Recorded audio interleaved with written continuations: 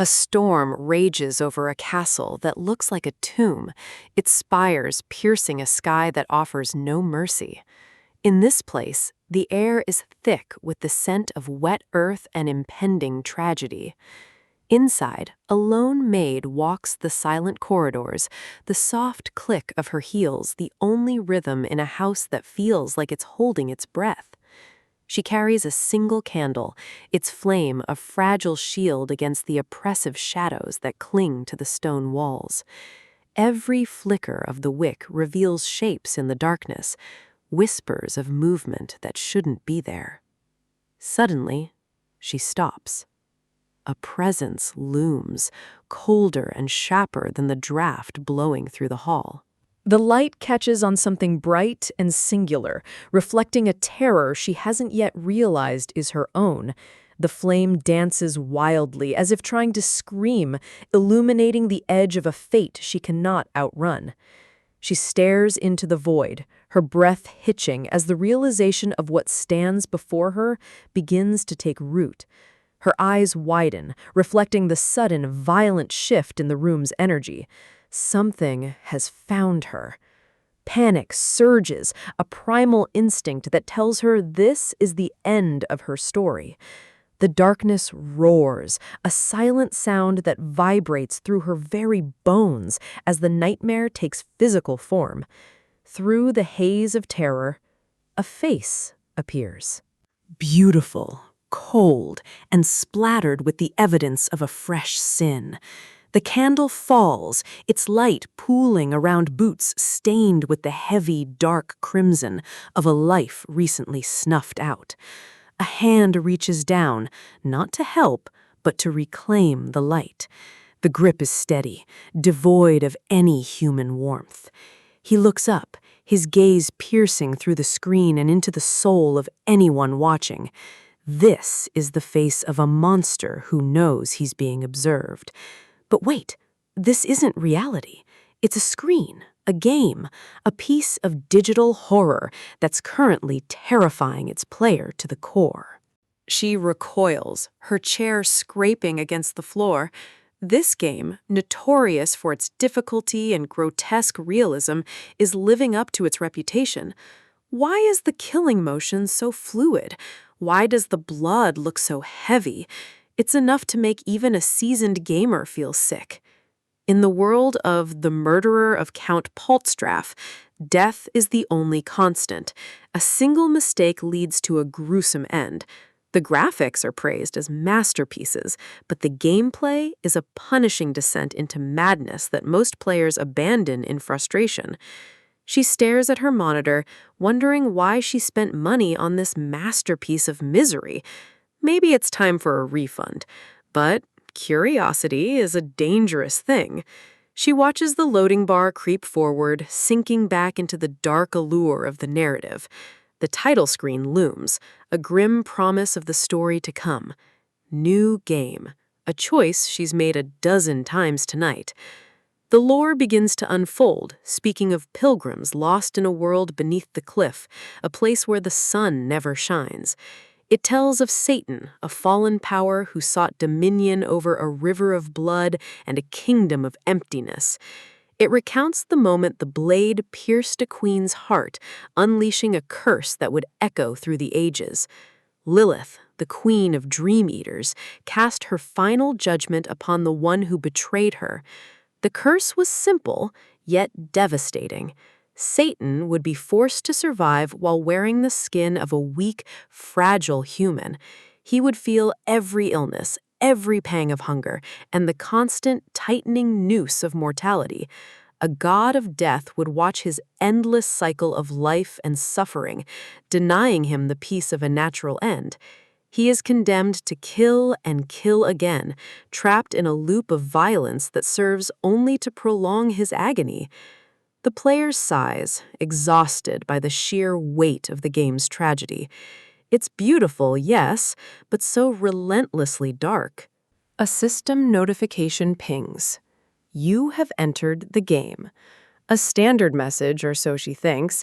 The protagonist, Adrian, looks so innocent in his chibi form, yet his dialogue is filled with a cold, demonic boredom. To progress, he must kill. To kill, he must not be caught. It's a delicate dance of murder and stealth. One wrong move, one wandering maid, and it's over. The screen fades to black yet again. She groans, her head spinning from the alcohol and the repetitive failure. This game is a masterpiece of frustration. The atmosphere is too much, the candles too bright against the red roses. It's suffocatingly immersive. She leans in, her eyes reflecting the golden glow of the protagonist's eyes. He is undeniably handsome, even as a killer. There's a strange pull to him, a magnetism that defies the horrific things he does on screen. Perhaps that's the real horror, the way beauty masks a monster so perfectly. It's well past 2 a.m. Her vision blurs, the room around her fading as sleep finally claims her. Her body feels heavy, like it's being submerged in deep, cool water. The transition is seamless, a slow sink into nothingness. She opens her eyes, but the light is different. It's not the glow of a monitor, but the soft morning sun of a world she doesn't recognize. She is sinking, but she isn't drowning. She is falling into a story she only meant to watch. The spires of a grand estate rise into a clear blue sky. Birds chirp, and the air smells of fresh linen and expensive perfume. She wakes up in a bed that isn't hers, her head pounding with a hangover that feels remarkably real. The room is simple, a servant's quarters. This isn't her apartment. This isn't her life. She tries to piece together the night before. Alcohol, the game, the frustration, and then this. A door bangs open, the sound echoing like a gunshot in the quiet room. An older woman stands there, her face set in a permanent scowl. She demands to know why the maid is still in bed. A system window pops up in the air. Letitia, the loyal housekeeper. The realization hits like a physical blow. This isn't a dream. The fear in her chest is too sharp, the cold air on her skin too vivid. Hilda? Me? The name feels wrong in her mouth, a label for a character she was supposed to be controlling. Letitia has no patience for nonsense. There is medicine to be delivered to the young master, and work to be done.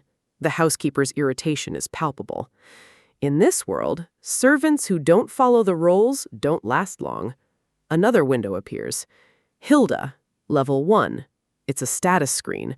She's not just in the game, she's a part of the mechanics.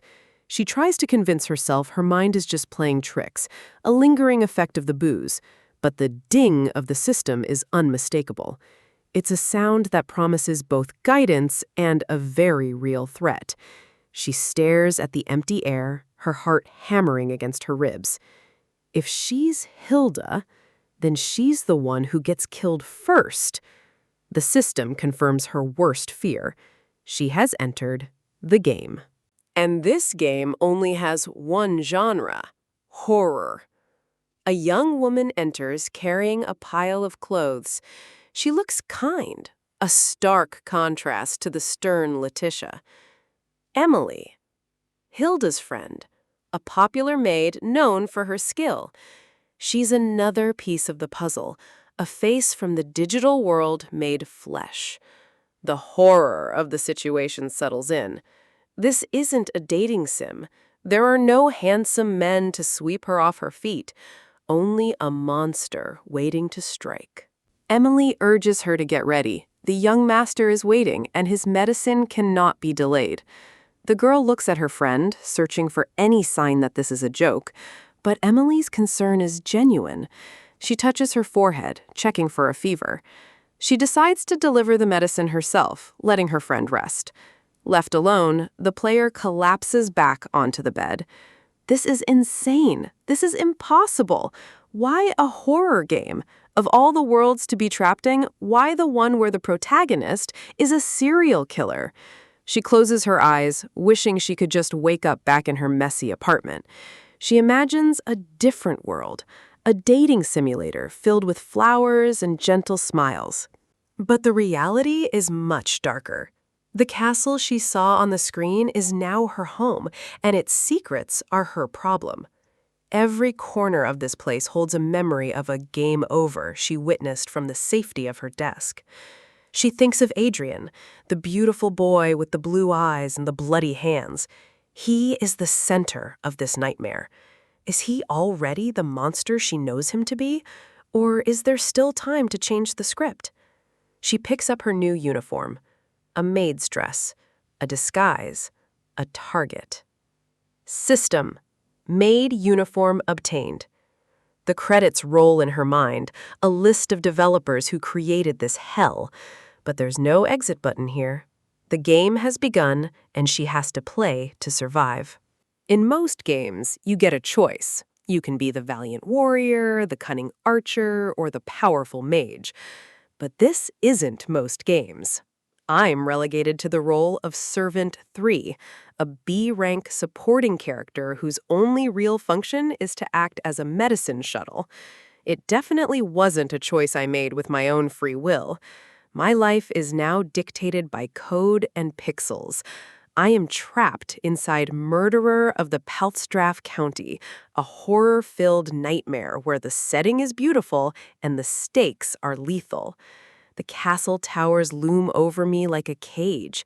This is the most frustrating game I've ever had the misfortune of playing, mainly because the exit button is broken. I can't leave, no matter how hard I try to shut the system down. Despite the horrific premise, the game mechanics are shockingly detailed. I have levels, experience points, and an avatar I have to maintain. Every morning, the system greets me with a list of mundane daily quests. Pulling weeds, peeling onions. The life of a fantasy maid is far from glamorous. But beneath the chores lies a terrifying truth. My main task is delivering medicine to a sickly young master, who also happens to be a serial killer. I try to distract myself by admiring the scenery. The art team really went all out on these backgrounds, even if they're just part of my prison. But I can't afford to just stare at the sky. If I want to survive this strange world, I have to play along and tackle these quests. First up, manual labor, or as the system calls it, pulling weeds. It's time to get to work. I head out into the gardens with Amelia, another maid who seems blissfully unaware of the horror we're actually in. We spend hours under the sun, clearing the flower beds bit by bit. It's tedious, but it's safe. Each weed pulled grants me a tiny sliver of experience. It's a slow grind, but every point counts when you're trying to level up a support character. I'm becoming surprisingly efficient at this. My hands move almost on autopilot, clearing the dirt with practiced ease. Suddenly, a notification pops up. Something about my condition is changing. Is it a buff or something worse? It's a new title. I am now officially a weed-pulling expert. Not exactly the legendary hero status I was hoping for. Still, a title is a title. In this world, money and stats are the only things that provide even a semblance of security.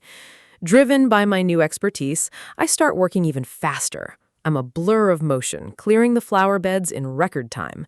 But in my haste, I make a catastrophic mistake.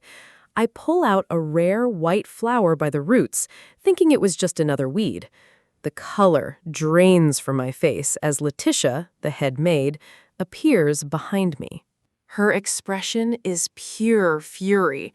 She starts screaming, hitting me with the very plants I just destroyed. Apparently, I didn't just pull a weed, I killed the Count's favorite flowers. The widow's thrill flowers are dead, and my hopes for a peaceful day are buried right alongside them. Letitia isn't finished. She announces to the entire garden that the cost of these flowers will be deducted directly from my daily wages. I can feel the sting of her words more than the hits. I worked so hard for that gold, and now it's vanishing because of a single pixelated error. The other maids start whispering.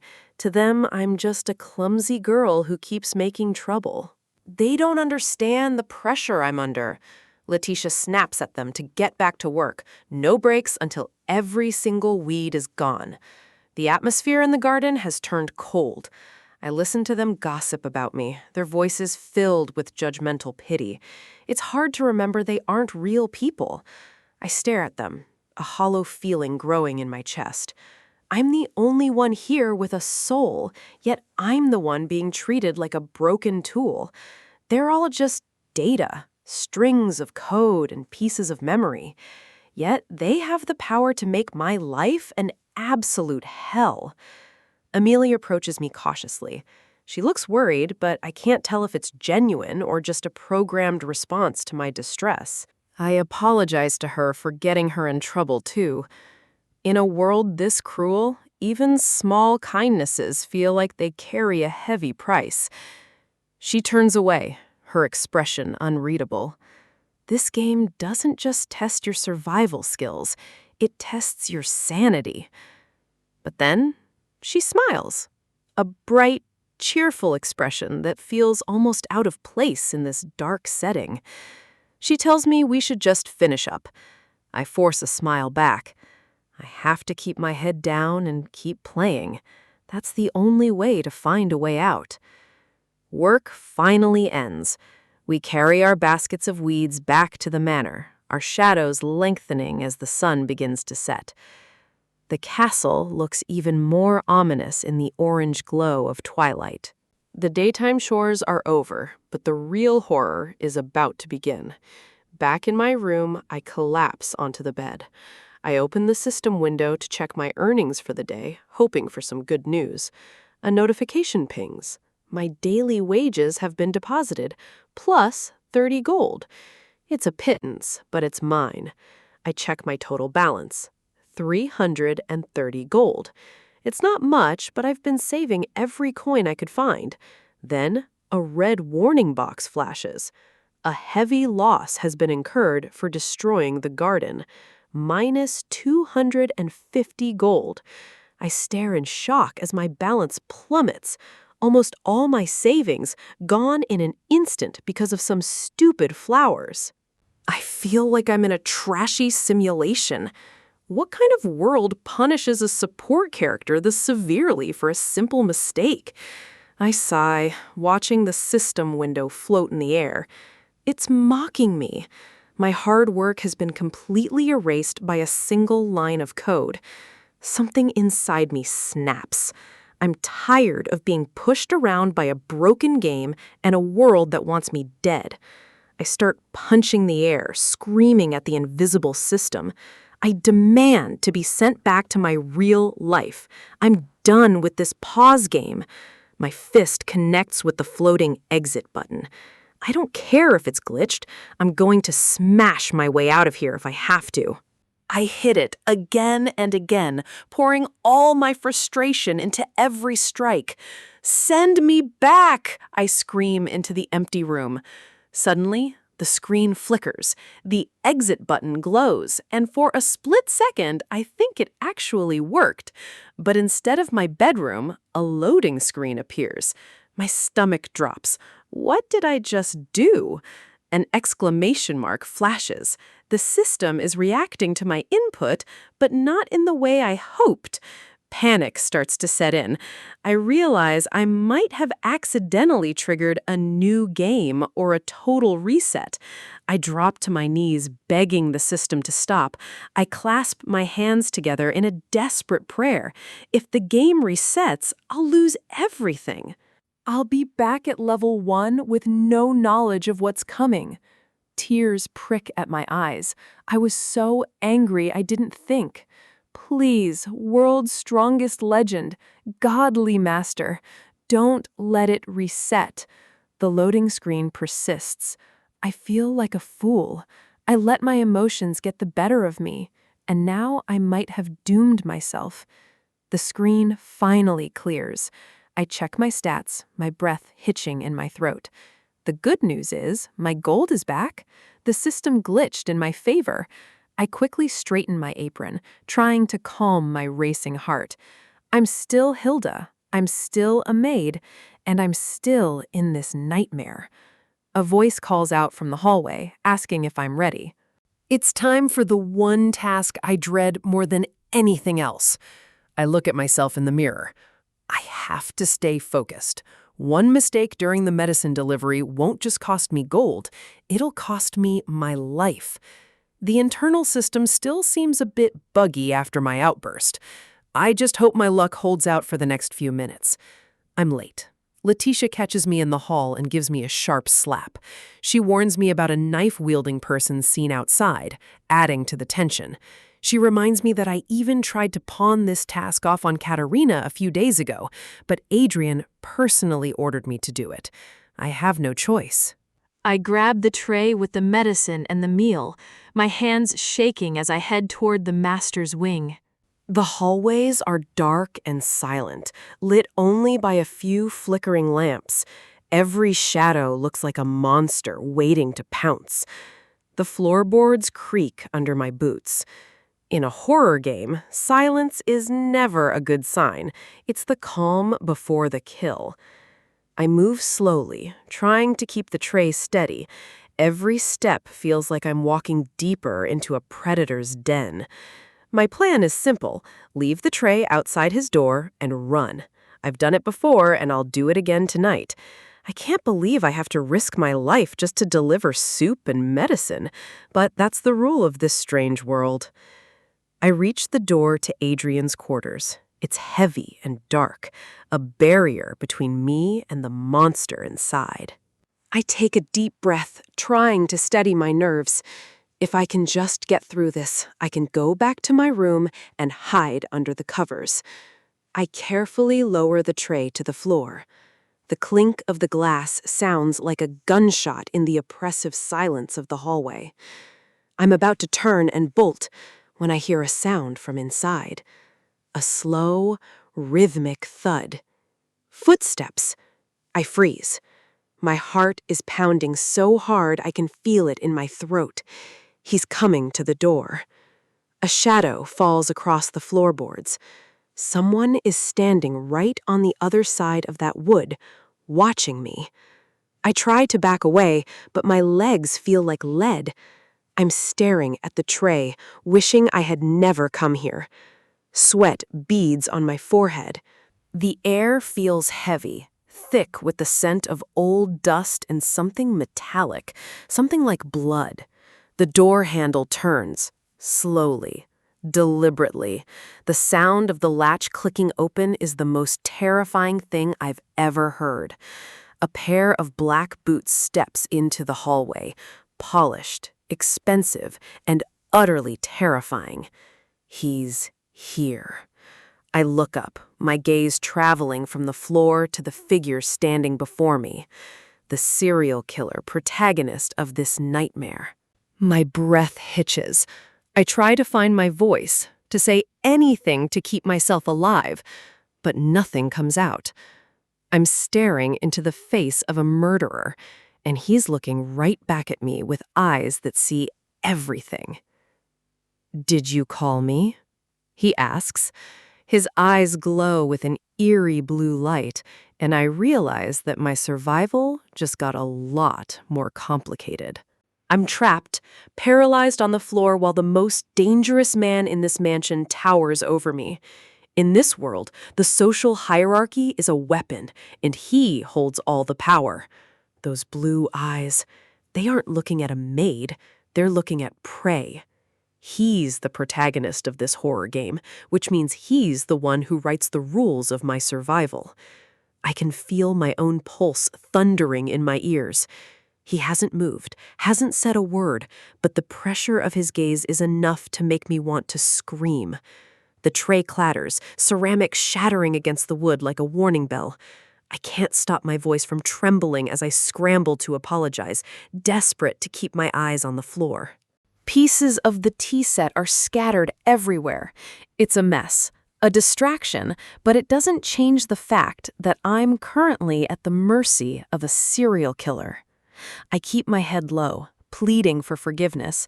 In a world where a maid's life is worth less than the cup I just broke, any mistake can be fatal. I tell him I'll clean it up immediately. My hands are shaking so hard I'm worried I'll just cut myself on the shards. But I have to keep moving. My mind is racing. Adrian is supposed to be the hero, but I know the truth hidden behind his beautiful face. He's the monster I have to survive. I'm completely alone in this dark hallway with him. Not a single soul is around to hear me if things go wrong. It's the perfect setting for a tragedy. He's watching me with those unnerving eyes. It's like he can see right through my fear, deep into the secrets I'm trying so hard to hide. Every second of silence feels like a minute. I could really wind up dead right here, and the game would just keep on going without me. Since it's just the two of us, he could do whatever he wants.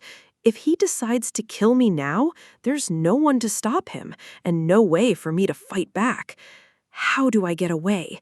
I need an exit strategy, a lie, anything to break the suffocating tension and get back to the safety of the kitchens. Should I just turn around and run? The thought crosses my mind, but my legs feel like lead, anchored to the floor by pure terror. But if I'm caught, then what? I know what he's capable of. I've seen the way he deals with those who get in his way. I've seen him kill before. It's always in a flash, a sudden burst of violence that leaves no room for escape. Running would only make the hunt more entertaining for him. He kneels beside me, his hand reaching out with a terrifying gentleness.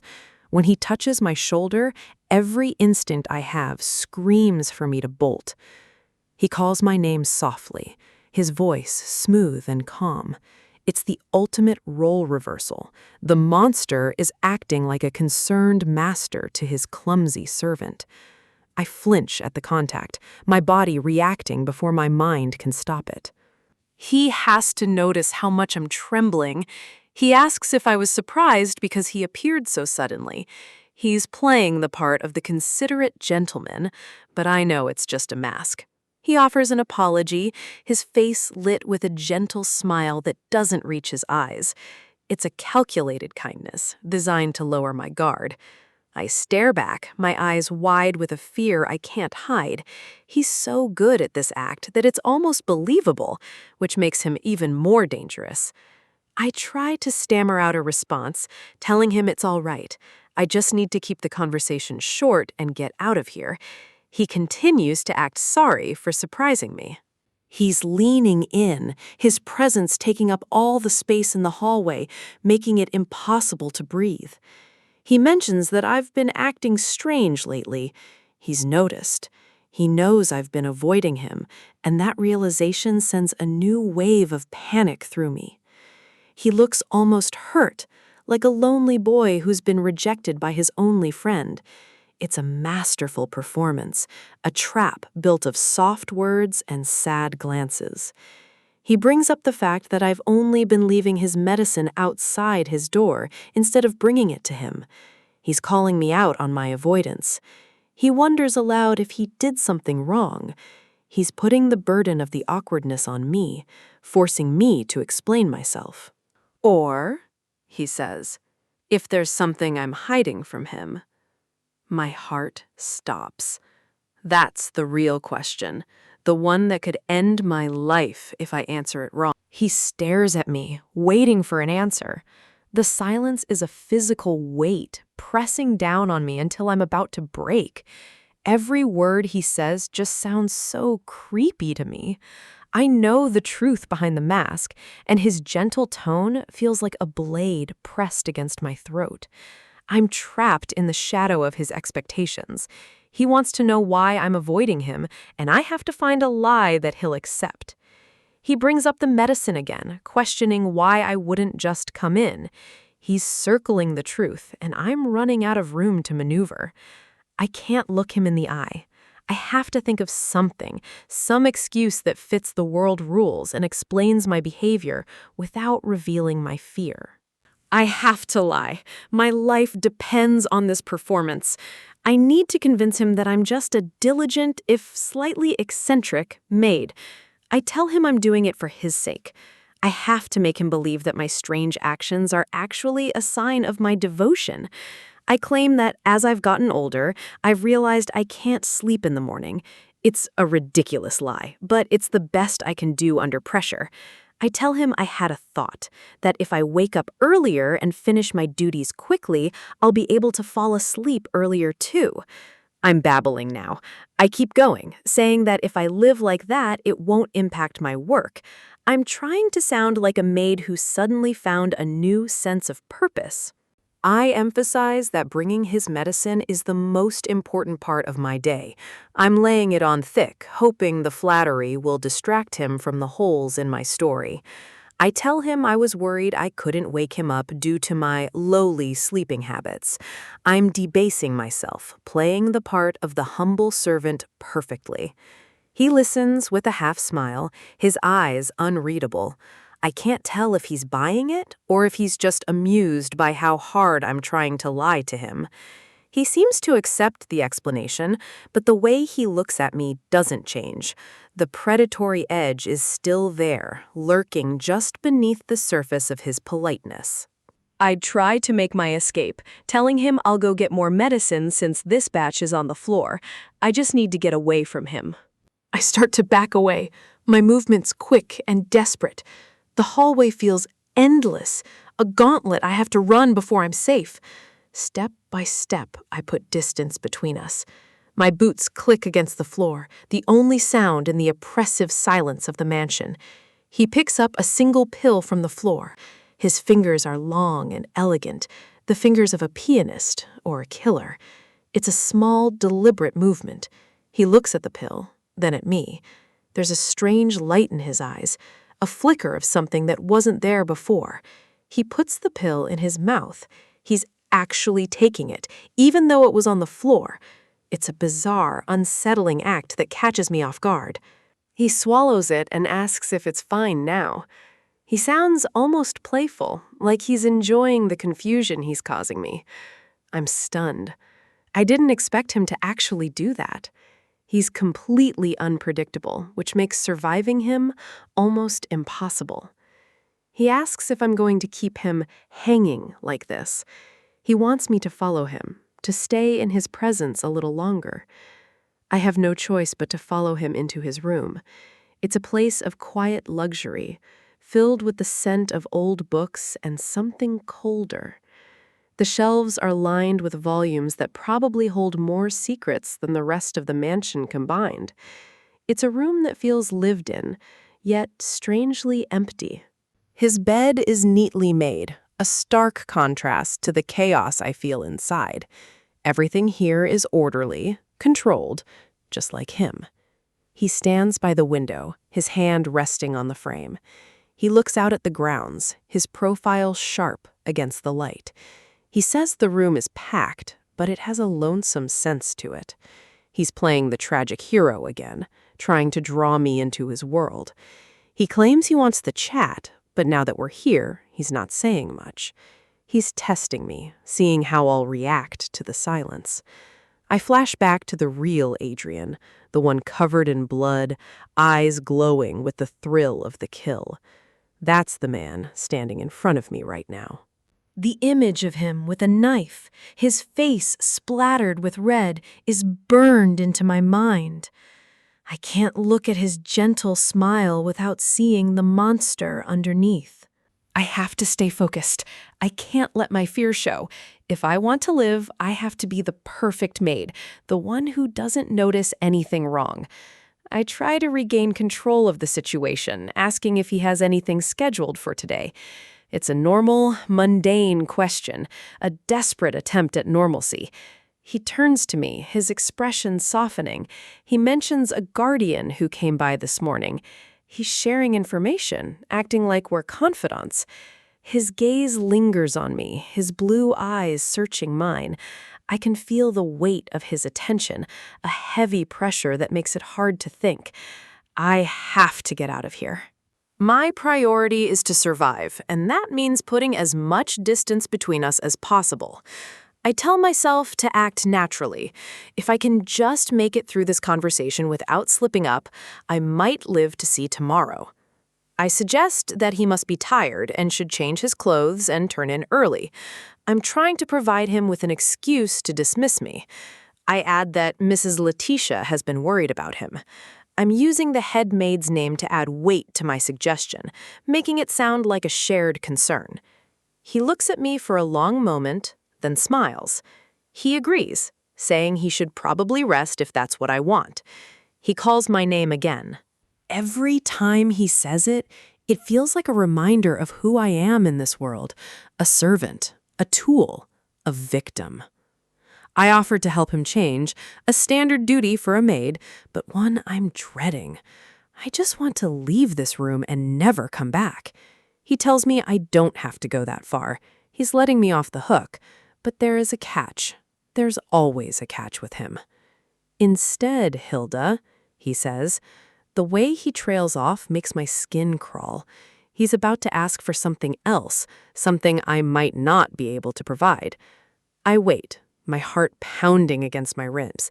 I'm on the edge of a precipice, and one wrong word from him could push me over. Before you leave, he begins, I can feel the tension in the room ratcheting up, a physical force that's almost unbearable. His hand moves, reaching for something in the shadows.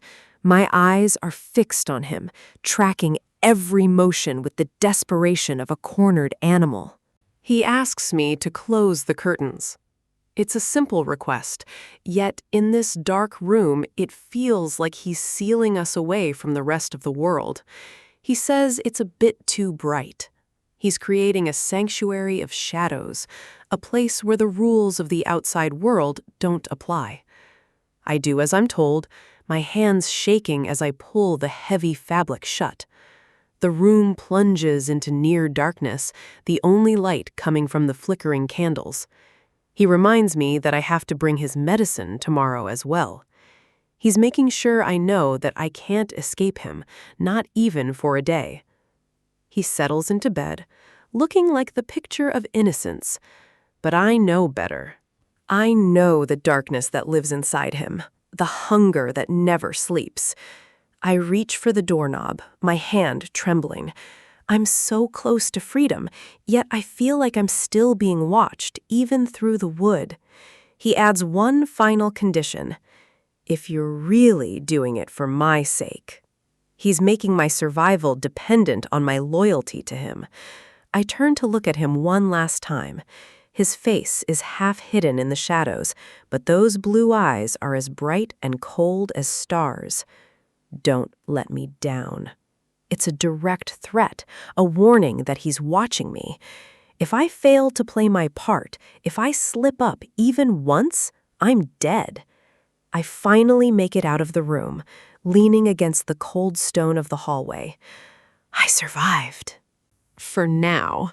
But the game is just beginning, and the stakes are only going to get higher. A notification pings in my mind.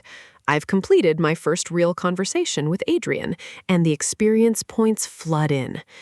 It's a grim reminder that this is all just a game to the world I'm in. But there's a silver lining. I've unlocked a new skill, perception. Maybe now I'll have a better chance of seeing the traps before they spring. In this mansion of horrors, every advantage counts. The shadows in this mansion feel heavier today, as if the portraits themselves are holding their breath, waiting for the next tragedy to strike.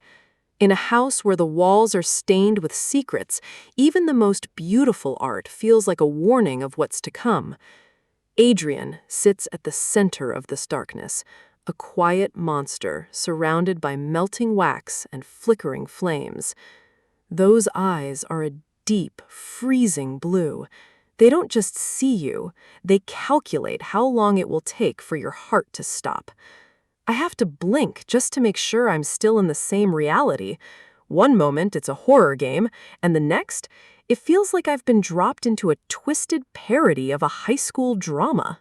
The social hierarchies are just as deadly as the monsters.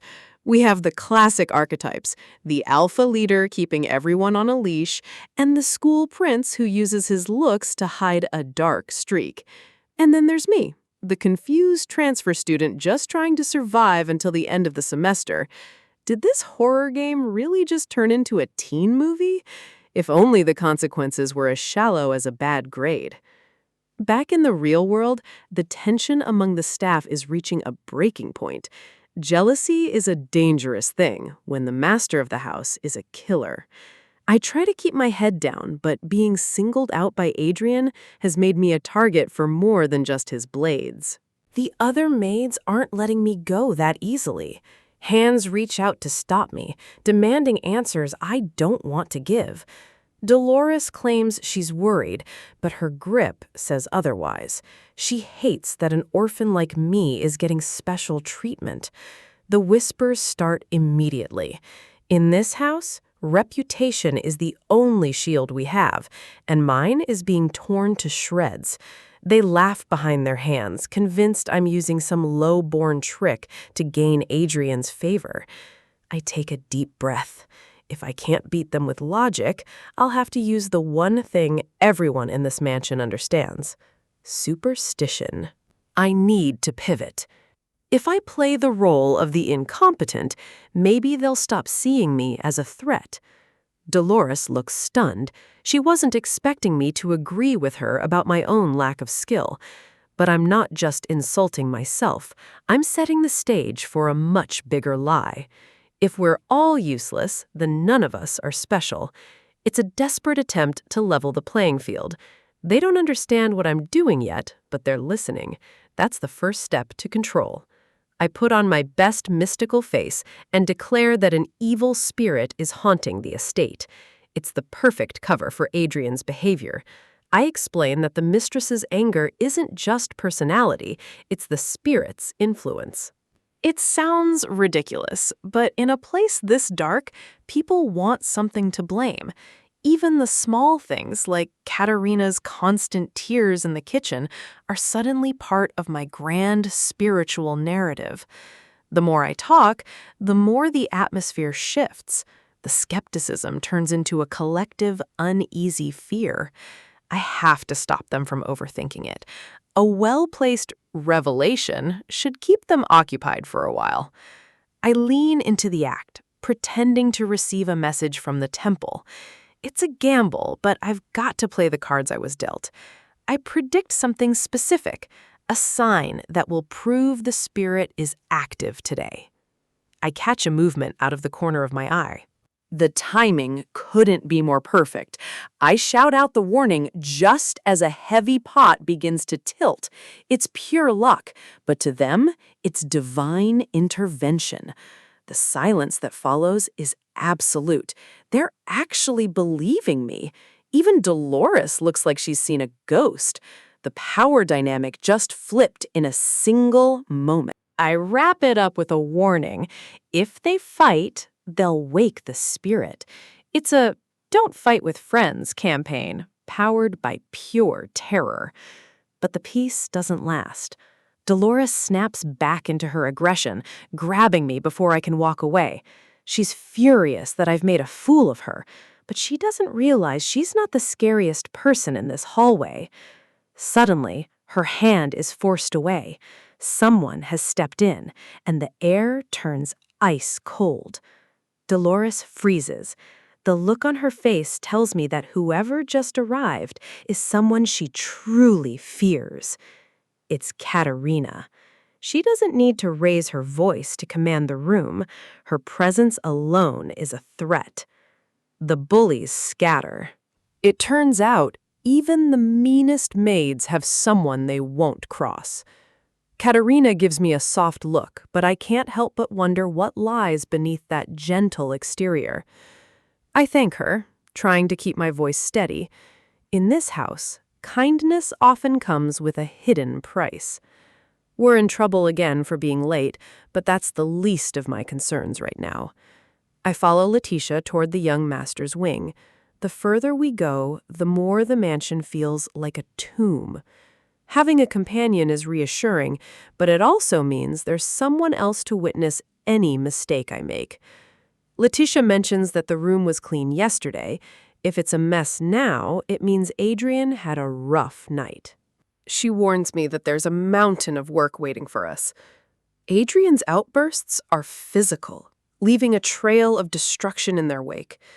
I learn that the Countess visited him after a nightmare. It was probably a dream about that day, the day everything changed. Letitia goes quiet. She's seen things she can't talk about, secrets that have aged her beyond her years. She dismisses the topic quickly, but I can't let it go. Every bit of lore is a potential survival tool. I can't let her know how little I actually understand about this world. I have to play the part of the seasoned servant. There were many nights worthy of nightmares in Adrian's past, but one event stands out above the rest. The baptism. The day the holy water didn't bless him, but burned his skin like acid. No one else witnessed the horror, but the trauma remained etched into his very soul. The servants began to whisper a name that no child should ever hear. They called him Satan. Most of the people who were there that day are gone now.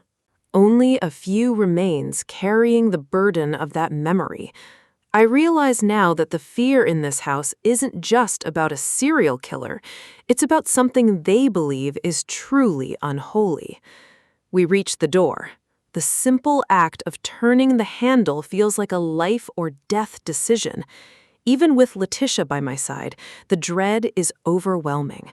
Entering his private sanctuary is like stepping into a lion's den. I have to keep my eyes down. If I look too closely, I might see something I can't unsee. The room is a wreck, furniture overturned, papers scattered, a physical manifestation of a mind in chaos.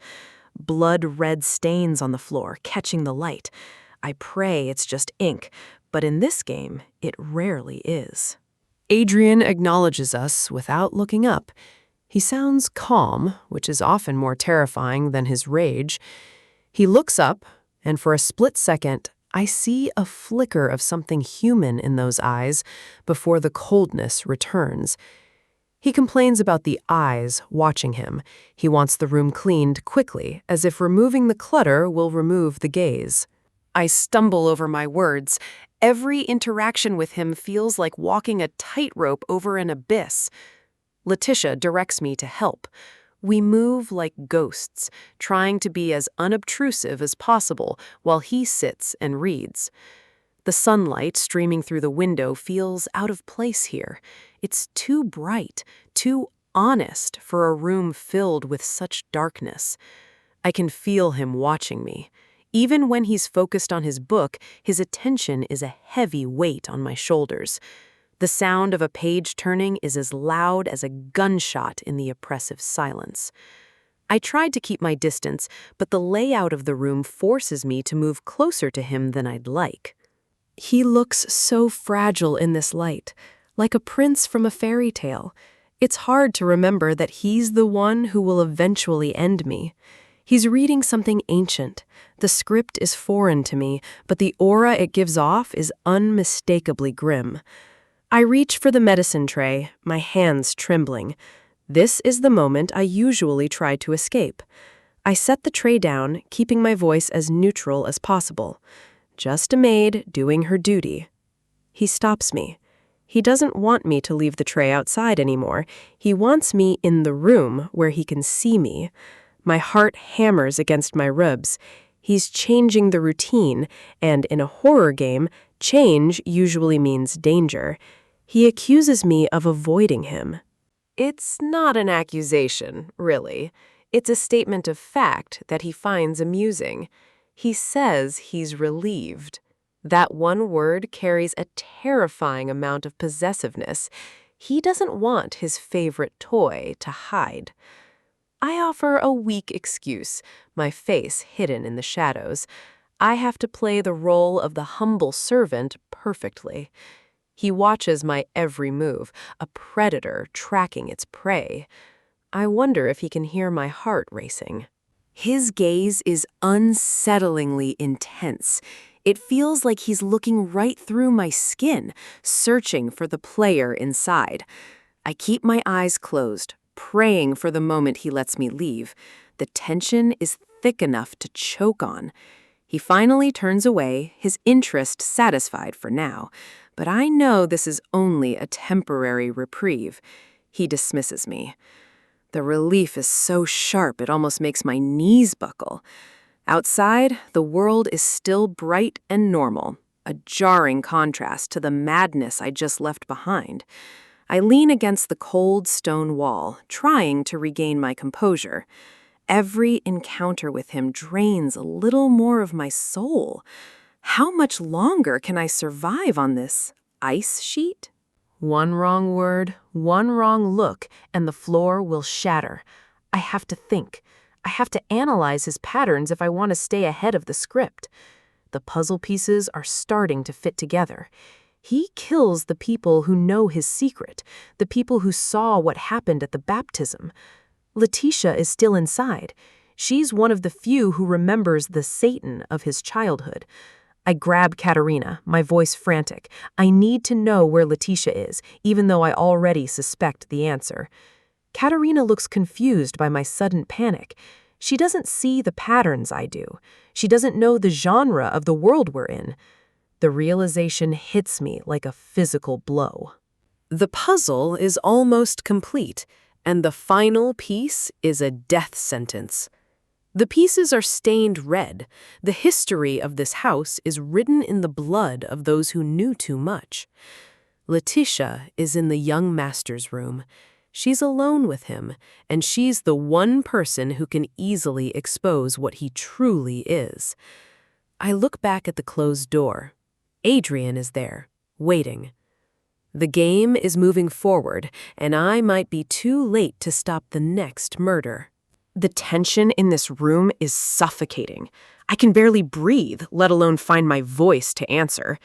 Adrian stands there, holding that book like a weapon. Every shadow in this room feels like a calculated trap. Every sound is amplified. The way he grips the spine, it's all wrong for someone supposed to be a saint. I'm paralyzed.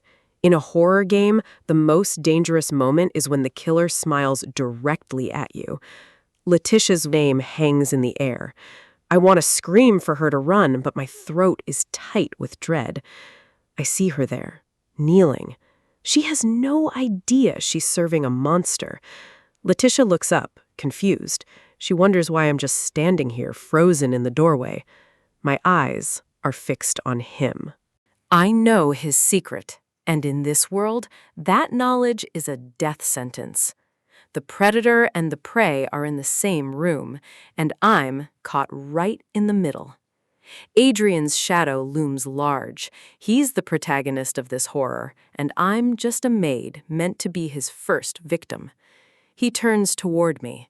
That effortless grace hides a mind that's already planned exactly how I'll end. He calls my name with a warmth that makes my skin crawl. He's playing his role perfectly. Letitia asks if he needs anything. She's so oblivious to the darkness radiating from him. She's checking on him, worried about his health. If only she knew what he was really capable of. Adrian fidgets, looking like a bashful boy, while I watch his hands for any sudden, lethal movement. I freeze as he asks what's wrong. He's noticing my reaction, and I can't let him see the fear. I force myself to be the loyal, slightly clumsy maid he expects me to be. Letitia excuses herself, leaving me alone with him. This is exactly what I was trying to avoid. She tells me to grab the blanket. It's a simple task, but my legs feel like heavy lead. I force a smile. If I survive this moment, it'll be a miracle. I need to test my new skill now, just one step at a time. The system is the only thing that can give me an edge in this nightmare. The sense skill. It's a gamble, but I have to know if it works the way I think it does. In a world governed by game logic, you follow the rules or you die. I tap the prompt. A red light flashes. The alarm is silent to them, but it's deafening to my ears. A pulsing heart icon appears. This is my proximity sensor for the killer. It really worked. The system is actually giving me a way to track his presence in real time. He isn't planning to kill me this second, but in a horror game, intent can change with a single dialogue choice. I have no defensive skills, no armor, just this one sense to tell me when the end is near. Every step I take is measured. I have to figure out the range of this alarm before it's too late. He's right there, looking perfectly normal by the bookshelf, but the system knows better. The alarm flinches. It's reacting to his every move, a frantic heartbeat in the corner of my vision. It's beeping faster the closer he gets, the more the system screams at me to run for my life. I realize now that this skill isn't just a luxury. It's my only lifeline in this house. It's specifically tuned to Adrian.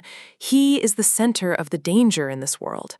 For a moment, I think I can breathe. I have a tool now. I have a chance at survival. But then I feel his gaze. My hand tightens on the fabric. He's watching me too closely. He asks if something is there. He's testing me, sensing my sudden distraction. Those blue eyes aren't human.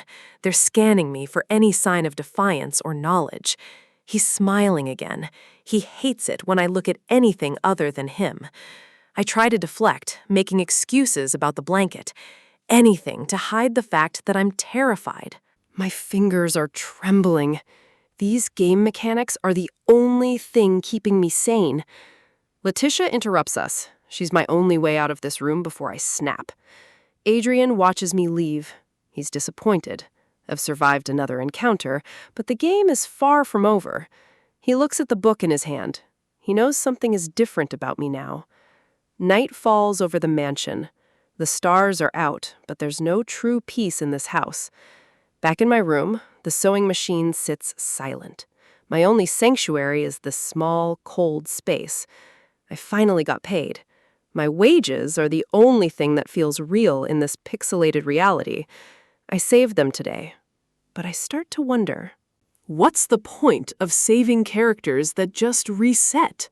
If I die, it's over for good. But for them, death is just a temporary state, a new game button. That's all they need. I'm the only one here with a soul at stake.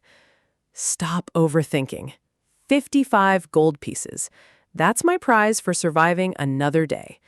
Maybe I can buy my way out, an escape ticket. Anything to get me back to my own reality. I just want to sleep.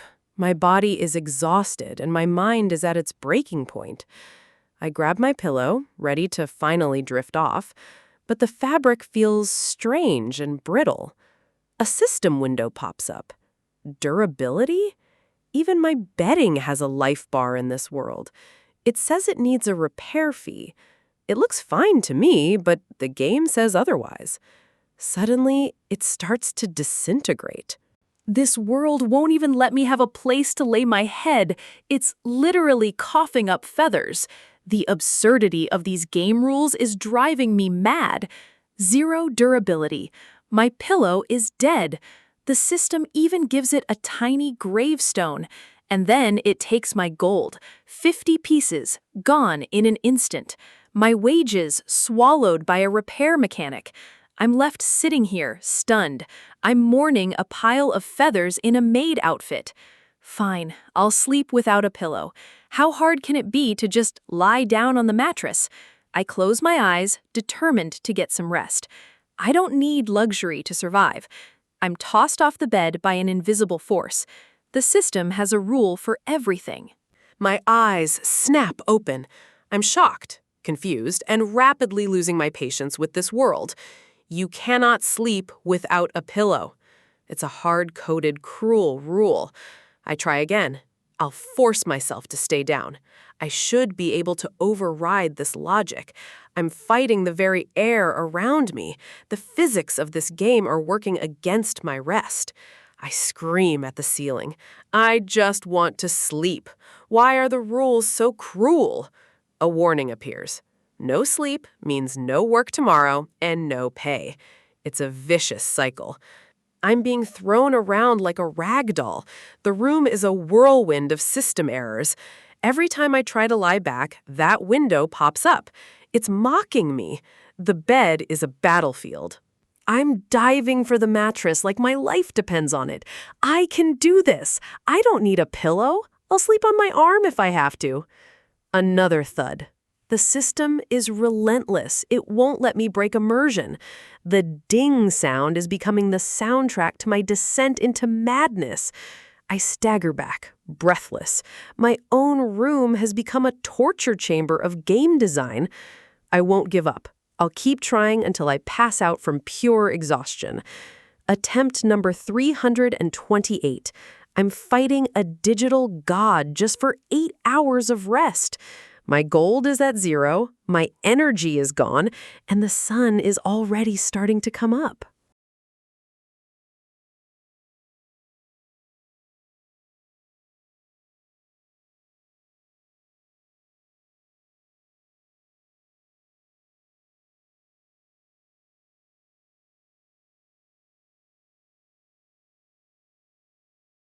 In this world, beauty is merely a thin veil over a rotting core.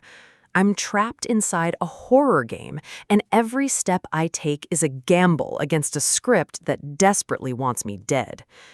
Today's trial seems simple on paper. Deliver tea to the Countess. But in a horror setting, tea time is usually just a prelude to a massacre, and the blood on the walls suggests the party has already started. I step into the room, my voice trembling as I announce my presence. I am Hilda, the maid whose life depends on being invisible, yet just useful enough to avoid the chopping block. The air is thick and metallic. My eyes dart around, searching for the source of the dread already clawing at my throat. I can't let her see me falter. The scene before me is a nightmare rendered in high definition. Dark, viscous stains cover the floor like a map of a forgotten tragedy, and the silence is heavy enough to suffocate. I try to keep my face neutral, repeating the mantra that this isn't reality, it's just data. If I can just deliver the tray, maybe I can survive this encounter without triggering a death flag. But then, I see her eyes. There's no recognition in them, only a hollow void that seems to look straight through my soul and into the code beneath. A soft splash echoes. The sound of my own footsteps feels deafening in this charnel house. Every movement feels like I'm walking on a tightrope over an abyss. My heart hammers against my ribs, a rhythmic reminder that I'm still alive. Thump, thump. It's the only sound that belongs in a living world. She sits there, perfectly still, cradling something that should be a child but looks more like a charred remnant of a life long gone. My breath hitches. The game's immersion is too perfect. The way her hair falls, the absolute stillness of her frame, it's terrifyingly real for a set of pixels. I can feel her gaze shifting toward me. It's heavy, like a physical weight pressing down on my shoulders, demanding a tribute I'm not sure I can pay. Every instinct I have screams at me to run, but in this strange world, running is the fastest way to trigger a game over. I have to stand my ground. A single drop of sweat rolls down my neck. The silence here isn't just empty, it's a predator waiting for me to make the first mistake. I look down at the dark stains on the floor. The game developers really didn't hold back on the atmosphere. It's realistic enough to make me forget this is all artificial. I bow my head, hiding my fear behind the bangs of my hair. I have to be just another piece of the scenery, a background character that doesn't attract the monster's attention. My vision narrows until all I see is the tray. Focus on the service. Focus on the task. That is how you survive a haunting. I look up again, and for a split second, I think I see a flicker of something human in those hollow eyes, a spark of the person she used to be. Creak, creak. The sound of the rocking chair is a metronome for the insane, counting down the seconds until the next scripted event. "Hush, little baby," she whispers. The lullaby is more chilling than any scream could ever be, drifting through the room like a cold fog. I tell myself it's just code. She's just a character with a tragic backstory designed to unnerve the player. I'm the player. I'm in control. I move closer, my boots clicking softly on the floor. Each step is a bridge, crossing over into her personal brand of madness. The stench is the worst part. It's a realistic, cloying smell of decay that a simple game shouldn't be able to simulate. It gets into your lungs. I steady the tray. My hands are shaking, but I can't let the porcelain clatter. In this world, weakness is an invitation to be deleted. I lean in, my voice barely a whisper. I ask if there's anything else she needs, hoping the script allows me an exit. I wait for a reaction. Any reaction. The tension is a wire pulled so tight that even a breath might snap it. Slowly, I start to back away, hoping to escape the gravity of her presence before the room decides I'm part of the mess. She doesn't move. She just continues to rock that bundle, lost in a world of grief that I hope I never truly understand. Suddenly, she speaks. Child. The single word freezes the blood in my veins. The script has changed. I flinch, my body reacting before my mind can catch up. I answer her, my voice small, wondering what kind of interaction I've just triggered. She looks at the bundle in her arms, then back at me. There's a strange, terrifying lucidity in her gaze now. I wonder what she sees when she looks at me. Does she see a maid, or just another ghost to add to her collection? I take a chance. I offer her the special coffee I prepared. It's a gamble to see if I can manipulate the interest level of an NPC to secure my own safety. She takes a sip, her eyes narrowing as the unfamiliar flavor hits her tongue. The silence that follows is agonizing. I hold my breath. If she hates the gift, I might be joining the crows on the floor. This is the moment where the game decides my fate. Ding! The system notification finally pops up. Her interest in me has increased by 300 points. I've hit level 4.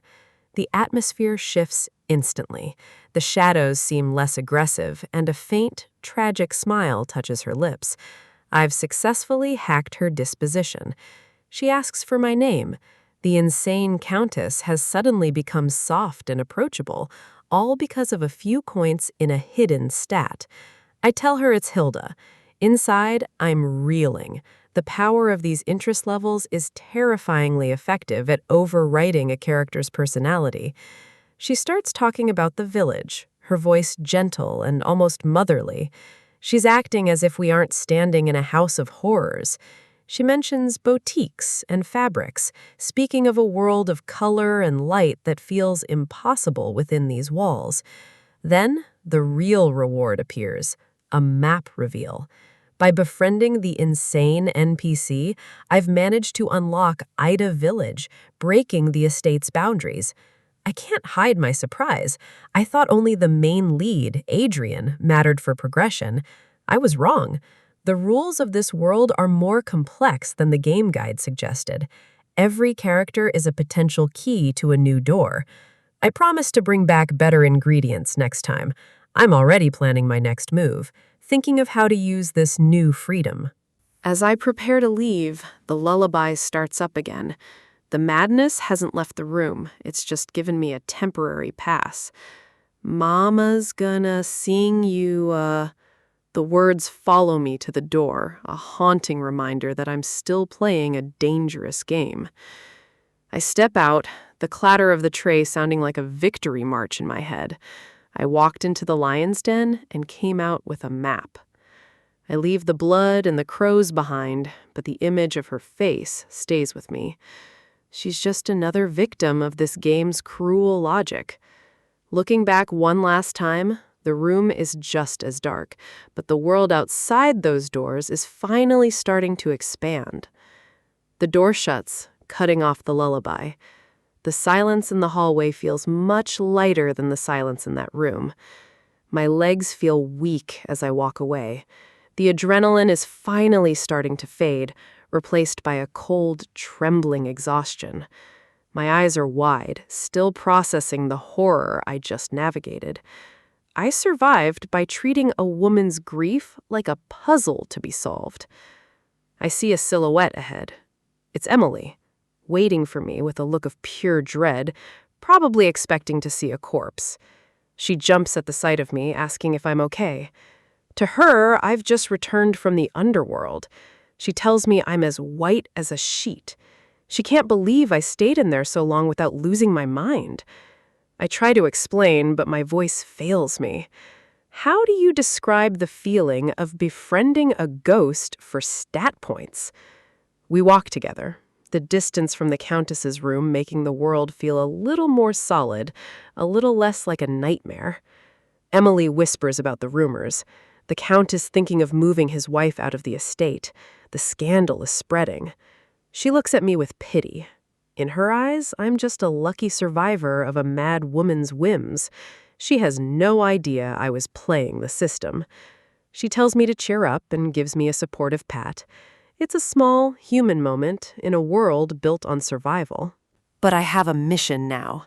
I've been given a reward for my hard work, a trip to the village for errands and fresh air. The village represents a chance to find items that might help me with the real monster of this game, Adrian. The carriage arrives, and the sound of horseshoes on stone is a welcome change from the creaking of that rocking chair. I sink into the seat, watching the estate fade into the distance. It's a slow carriage, but every mile is a mile closer to freedom. I wonder what the max interest level rewards are for the other characters. This game is hiding more than it's showing. I clutch the errand list in my hand. I have a mission now that goes beyond just staying alive. I have to win. The village is bustling, a world away from the silent corridors of the Pfaltzgraff estate. Somewhere in these streets is the key to my next level of survival. In the world of this horror game, the morning sun is a deception. It promises a fresh start, but for a maid like me, it only marks the beginning of another day of grueling labor. Emily calls out to me, her voice filled with a cheerfulness that feels alien in this dark manner. She thinks I'm just a heavy sleeper, but the room is a mess, a reflection of the restless night I just endured. You see, survival in this strange world requires more than just avoiding death. It requires sleep, and sleep is exactly what's been stolen from me. I look like a ghost wandering the halls, my eyes heavy with the fatigue that no amount of coffee can fix. The castle looms over us, beautiful and terrifying. It operates on rules that defy logic, where your very existence is tied to invisible stats and game mechanics. Emily notices the state I'm in. She asks if it's really true that I couldn't sleep just because I didn't have a pillow. I can only offer a weak confirmation. To her, it's a minor inconvenience. To me, it's a catastrophic failure of my survival strategy. I can feel the dark circles under my eyes burning. My vision is beginning to swim, and the system is already calculating the cost of my exhaustion. Emily tries to be relatable, claiming she's had trouble sleeping without a pillow too. She has no idea that in my case, the pillow didn't just disappear. It was a calculated move by the young master. I wonder if pillows just vanish in this cursed place as a rule of the game.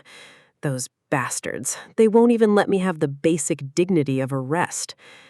Emily offers to let me borrow her pillow, and for a moment, she is the only light in this shitty game. She even took the time to style my hair, trying to make me look human again. But then I see it, a different uniform, a shift in the routine that usually signals something much worse than simple chores. When I ask why, the answer hits me like a physical blow. We aren't going to the young master's room today. I can't help the burst of joy that escapes me. No young master means no danger, no psychological warfare, and maybe, just maybe, a chance to breathe. But the reason is grim. Adrian, the satanic young master, spent the dawn coughing up blood. His health is a flickering candle, and the doctor is desperate to keep it lit. Emily is genuinely worried. She wonders why he's so ill when he usually takes his medication so diligently. I know exactly why. I'm the culprit. I'm the one who didn't give him his medicine. A choice that seemed small at the time but is now rippling through the game's narrative. I have to play the part of the concerned maid. I offer a hollow wish for his recovery while Emily drags me toward our next task. We head to the gardens, a sprawling labyrinth of stone and greenery, where the social hierarchy of the manor is on full display. My gauge is increasing. Every step, every movement is being tracked. I have to work twice as hard to make up for the losses I suffered yesterday. Experience and gold, I won't let the system take them from me again. I steel myself, tightening my grip on my tools. I can feel the full power mode activating, a surge of artificial energy intended to keep the player moving even when the character is breaking. I will take everything this game owes me, every bit of currency, every scrap of progression. I am a maid on a mission. Suddenly, a chime rings out. A roulette event. In this world, even the most mundane labor can trigger a random twist of fate. I stand there, confused, as the interface overlays reality. A roulette? Now? I don't have time for games within games. It starts to spin, the colors blurring together. This is the social consequence of the world's strange rules. Nothing is ever straightforward. My heart stops as the needle slows down. I can't afford a penalty right now, not when I'm already at my limit. It clicks into place, and the sound of the chime is no longer a greeting, but a warning. A debuff. 30% of my exhaustion has been applied. The system doesn't care about my hard work, it only cares about the numbers. Exhaustion applied? I feel the weight of 1,000 sleepless nights suddenly settle onto my shoulders. The notifications flood my vision. Insufficient sleep is a crime in this game, and the punishment is a systematic dismantling of my abilities. My luck and experience points begin to plummet. I tried so hard to be nice, to play by the rules, but the game is designed to break you. I'm beyond annoyed. I'm furious.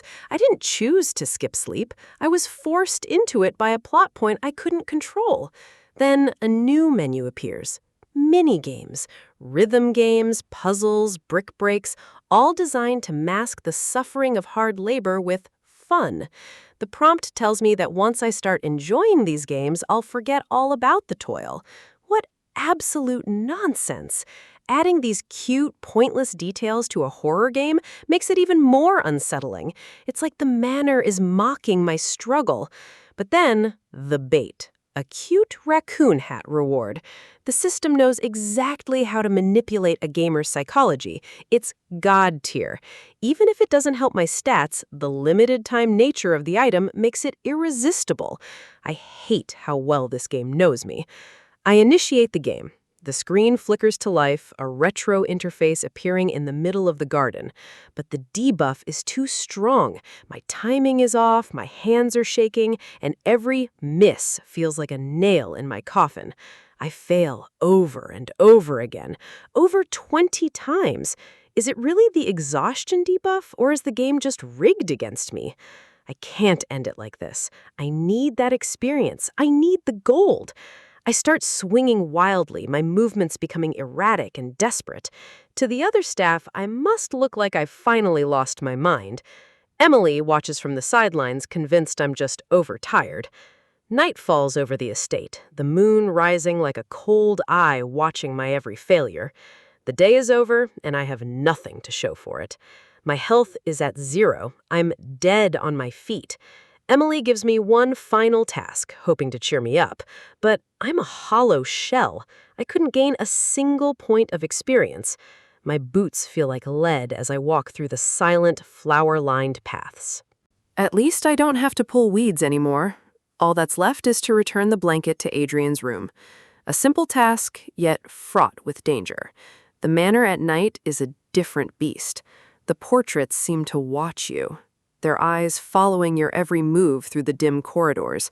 Shadows stretch across the wallpaper, and the flickering candlelight only makes the silence feel heavier. I stand before his door, clutching the blanket. I have to be careful. One wrong move, one loud noise, and the horror could begin again. I creak the door open, the sound echoing in the stillness.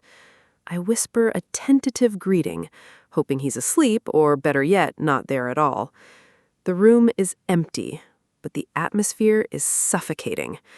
I close the door behind me, my heart hammering against my ribs. No matter how many times I come here, I still get goosebumps. It feels like stepping onto a murder scene that's waiting to happen. All I have to do is leave the blanket on the bed and get out. Just a few more seconds of bravery and I can retreat to my own room. But then I see it. The bed. The pillows. They look so soft, so inviting. A paradise I've been denied for too long. I tell myself I can't do it. I'm just a maid. Touching the young master's pillow is a death wish in this social hierarchy. My hand trembles as it reaches out. I haven't slept. I'm not stealing it. I just want to feel it for 1 second. That cushion, that incredible softness. It's like a siren call to my exhausted mind. I give in. I collapse onto the pillow, the world around me dissolving into a haze of comfort and relief. It's amazing. I apologize to the satanic young master and Emily in my head, but I don't care. I am going to hug this pillow until the sun comes up.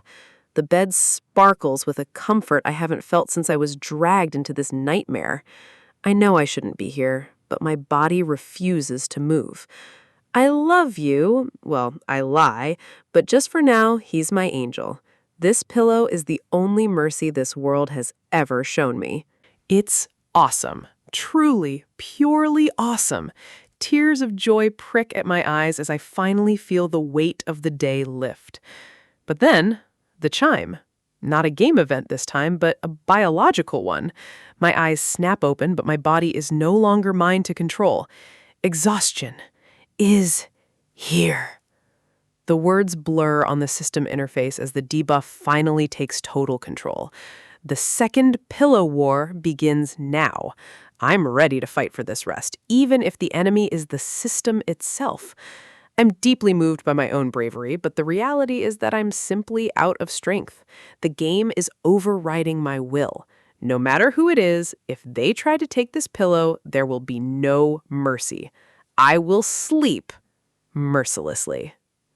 I drift off, a small smile on my face, completely unaware of the danger I've placed myself in by falling asleep in the master's bed. The castle stands silent under the moon, a monument to the strange rules that govern our lives. Inside, the game continues to play out. I am buried under the covers, lost in a sleep so deep it feels like a different kind of death. But the system isn't finished with me. A strange heartbeat pulses in the room, a rhythmic thump that resonates through the floorboards. Something is waking up. Exhaustion is overriding stamina, switching to sleep mode. The heart of the manor beats on, a dark promise of the twists yet to come. In this world, every predator has a limit, a rule written in blood. You will eventually meet your natural enemy, an existence that defies your strength, a life you simply cannot take, no matter how much you crave it. To violate this rule is to invite total destruction. For someone like him, falling through the cracks of time and space, the stakes couldn't be higher. Amidst the endless descent between life and death, a dark realization finally took root in Satan's mind. He discovered that in these new lives, he is denied the mercy of a quick end. Instead, he is shackled to a fragile body, forced to endure the agonizing slow burn of disease as a constant punishment.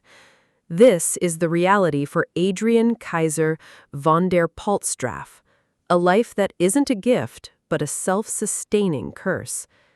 Dinner at the estate is a performance of normalcy, a quiet mask worn over a hollow shell. The staff looks on with practiced concern, asking the young master how he feels today, unaware of the darkness beneath his skin. He offers a polite smile, claiming he feels lighter than ever, playing the role of the recovering patient to perfection. They praise the doctor's new medicine, but Adrian knows the truth. His strength doesn't come from a bottle. He expresses his gratitude to Alvin and Letitia, the very people who facilitate his gilded imprisonment. Behind that kind face, a different calculation is running. Every time he takes a life, his pain recedes just a little. It's a grisly trade. A spark of his old power returns with every drop of blood spilled. If that is how the curse works, the solution seems simple enough in his mind. He wonders, with chilling detachment, what would happen if he simply cleared the entire residence. The wine is poured, red as the secrets he keeps hidden from the sunlight. He remembers his first kill in this house, a maid whose unfortunate fall provided his first taste of relief. 5 souls have been sacrificed so far, 5 lives extinguished just so he could breathe. Yet it isn't enough. He is still a shadow of what he once was, lacking the power to truly break free. The servants chatter about the garden and the coming spring, oblivious to the predator sitting right in front of them. They recall how much he loved planting flowers when he was younger, using those little hands to nurture life. He listens, his eyes cold and distant, as they build a myth around a boy who no longer exists. They mention a specific flower he planted recently, the cistus, a small detail in a larger, deadlier game. To them, he is the center of their world. To him, they are merely resources waiting to be spent. His gaze sharpens. In his mind, humans fall into 2 distinct categories. There are those whose time has come, the humans to kill right this instant, and then there are the ones who are more useful kept alive for now. He raises his glass, a silent toast to the fragile creatures that sustain his very existence. Night falls over the estate, a heavy blue shroud that hides the movements of a restless soul. Adrian moves through the halls like a ghost, his mind preoccupied with the one flaw in his plan. His power of hypnosis has been recovering steadily. Most minds bend to his will without a second thought. Every step he takes is calculated, every interaction a test of his returning influence. But there is one person who remains untouched by his mental suggestions, a loud, irritating maid who goes out of her way to avoid him, defying the pull of his gaze. No matter how he tries to command her attention, she slips through his fingers. He watches the moon, the light reflecting the cold questions burning in his thoughts. Could she be the one the legend warned about?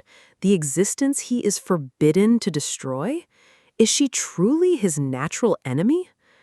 The thought is as fascinating as it is dangerous. He knows better than to jump to conclusions, but the evidence is mounting with every passing day. Vigilance is his only defense. If the curse is real, one wrong move could end everything. He contemplates the mystery, his silhouette framed by the cold light of the windows. It is time to retire, to let the questions rest until the morning sun brings new opportunities. He reaches for the handle of his bedroom door, expecting the silence of an empty room. But as the lock clicks, he freezes. The air in the room has changed. Someone is inside, someone who should not be there. He scans the darkness, his eyes narrowing as they land on his own bed. The sheets are disturbed, bunched up as if someone has made themselves quite comfortable. There, fast asleep in the heart of his sanctuary, lies the very maid who haunts his thoughts. She is deep in slumber, completely unaware that she is sleeping in the lion's den. In a world this beautiful, you'd expect a fairy tale, but look closer at the petals falling over the Pfalzgraf estate. This isn't a romance, it's a horror game where the scenery is just a mask for the terror lurking in the hallways. In a normal dating sim, a cold northern Grand Duke would eventually melt for the heroine. Here, that coldness is a warning of a sharp blade and a shallow grave. The golden retriever knight with the charming smile? In this reality, he's just another variable that could lead to a swift game over if you step out of line. Even the mischievous tower master isn't safe. Every lead in this world is a potential executioner, and I'm just the maid trying to keep her head attached to her shoulders. The title says, Pfalzgraf in Love, but the only thing fluttering in this county is my heart from pure, unadulterated fear. Everything was supposed to be simple. I was just supposed to clean and survive. But as I reach out into the light, reality begins to warp around me. I remember wanting something. Comfort? A moment of peace? In this game, those are the most expensive luxuries of all. My eyes snap open, and the world is cold and blue. I recognize these sheets. This isn't my cramped servant's quarters. This is his room. The realization hits me like a physical blow. I fell asleep in the young master's bed. The person I should fear most is sitting right there, watching. I can feel the blood draining from my face. My survival instincts are screaming, but my body is frozen under his gaze. He's sitting in the shadows, a book in his hand, looking down at me as if I'm a specimen under a microscope. How long has he been sitting there? Adrian, the man who is supposed to be the monster of the story. He smiles, but his eyes are like ice, demanding to know why a mere maid is occupying his bed. I scramble to my feet, my hands trembling as I clutch the fabric. I need to move. I need to apologize before he decides I'm no longer useful. The room feels miles wide as I try to put distance between us. Every breath is a struggle, the air heavy with the threat of what he might do next. My voice catches in my throat. I try to find the words to explain the inexplicable. How do you tell a potential murderer you just needed a nap? I start rambling. Anything to fill the silence. I mention the garden, the fatigue, the lack of a pillow in my own room. I sound insane even to myself. I offer to wash the sheets, to scrub the floors, to do anything to make up for this transgression. I am a speck of dust in his world, and I know it. He just watches me, silent and calculating. Does he want to swap beds? No, that's just my panic-induced brain trying to find a joke in a death sentence. He holds his book, but he hasn't turned a page. His focus is entirely on me, and that is far more terrifying than if he were shouting. Then I notice it. The way he's looking. It's not just anger or annoyance. There's a strange, dark curiosity there that makes my skin crawl. He looks away for a moment, but the tension doesn't break. I feel like I'm standing on the edge of a cliff, waiting for the wind to push me over. The distance between us feels like a physical barrier. He's the master of this domain, and I'm just a trespasser in a place I don't belong. I realize he wasn't reading at all. He's been staring at the same spot, his mind miles away, or perhaps focused entirely on how to deal with me. He tells me to leave, just like that. No execution, no torture, just a simple command to get out of his sight. I hesitate, gesturing to the bed I've soiled with my presence. He says he'll take care of it. My mind is reeling. Why is he being lenient? As I walk away, I feel his eyes on my back. It feels like a spider web is being woven around me, a trap I didn't even see him set. I need to get out before he changes his mind. A minor servant like me shouldn't push her luck. I need to run and never look back. If I can just make it to the end of the day, maybe I can survive this game. Maybe there's a way out after all. My mind drifts to a different kind of world, a real dating sim, one where the choices lead to love instead of a bloody ending. Imagine being an aristocratic lady, sleeping in a bed this soft every night without the fear of being murdered in your sleep. A world of dancing and flowers, where the only thing at stake is who you'll marry. It feels like a cruel joke compared to my current reality. I could be rewarded for my suffering, transmigrated into a dream game where the men are handsome and the only danger is a broken heart. But the dream is shattered by a familiar digital sound. The system. It never lets me stay happy for long. Why is the UI appearing now? I've already left the room. What could the game possibly want from me now? A notification pops up, and my heart stops. 300 gold, deducted for ruining the pillow and blanket. That's more than I've ever earned. I can see the gold coins flying away in my mind. Every hour of scrubbing, every day of toil, gone in a single digital ping. My fortune is 0. My eyes reflect the empty balance. This isn't just a fine. This is a total financial wipeout. The system warns me of additional damages. That means everything I earn from now on will be seized. I'm a slave to a debt I can't pay. Bankruptcy. The game offers me 2 choices, yes or yes. There is no escape from the mechanical cruelty of this world. All that's left for me is to be kicked out and starve as a beggar. The horror of the game isn't just the monsters, it's the poverty it enforces. I take a deep breath. I can't let it end like this. I have to fight back against the system, even if it means facing the young master again. I turn back toward his door. I have to do something. I have to bargain for my life and my livelihood. I can't just leave. If I do, I'm already dead. I have to make him punish me in a way that doesn't involve my gold. I throw myself at his mercy, or at least the performance of it. I need him to see a desperate, repentant maid, not a target. This is the imagination I'm projecting. A girl desperate for rest, pleading for a way to make things right through labor instead of money. The young master looks up from his book, truly confused for the first time. He told me to leave, and here I am begging for punishment. He stares at me with those piercing blue eyes. He doesn't understand the rules I'm playing by. He doesn't see the UI. I tell him I'll submit to anything. Weeding, cleaning, peeling onions. Anything is better than the system's bankruptcy. I'm crying, or at least I'm trying to.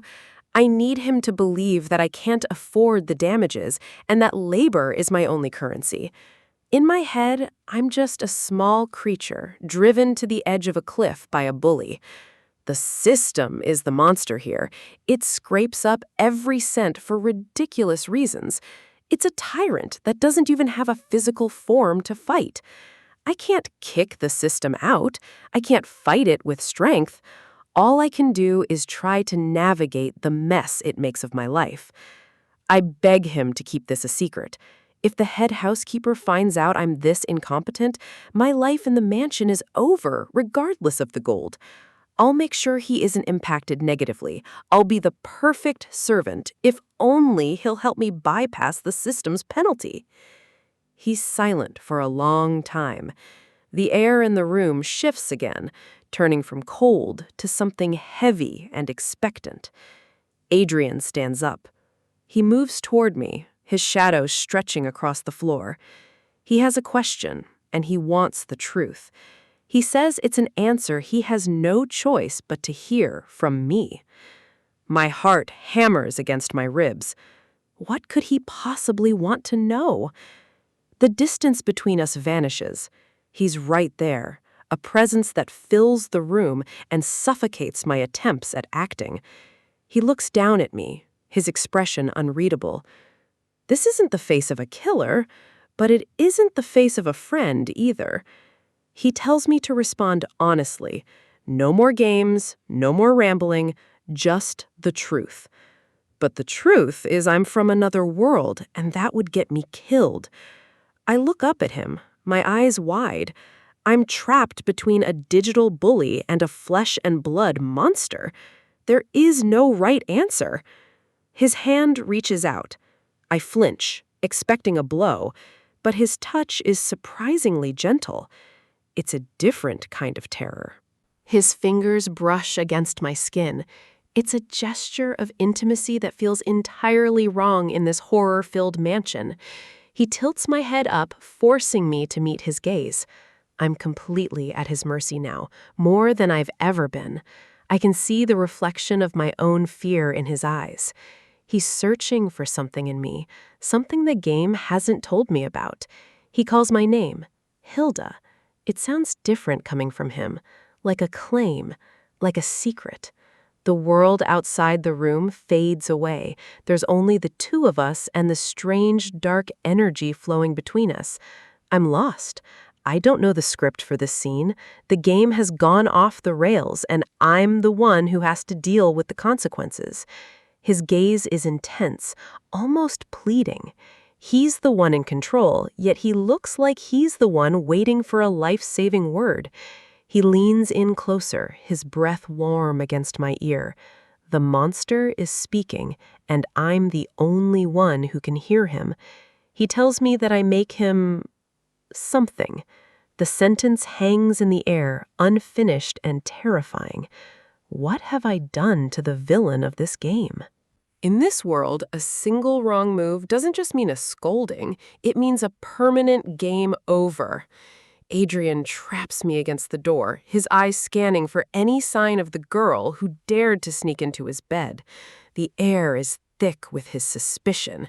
I have to say something, or this scene ends in blood. So I do the only thing a girl trapped in a horror game can. I pivot to the most ridiculous excuse possible.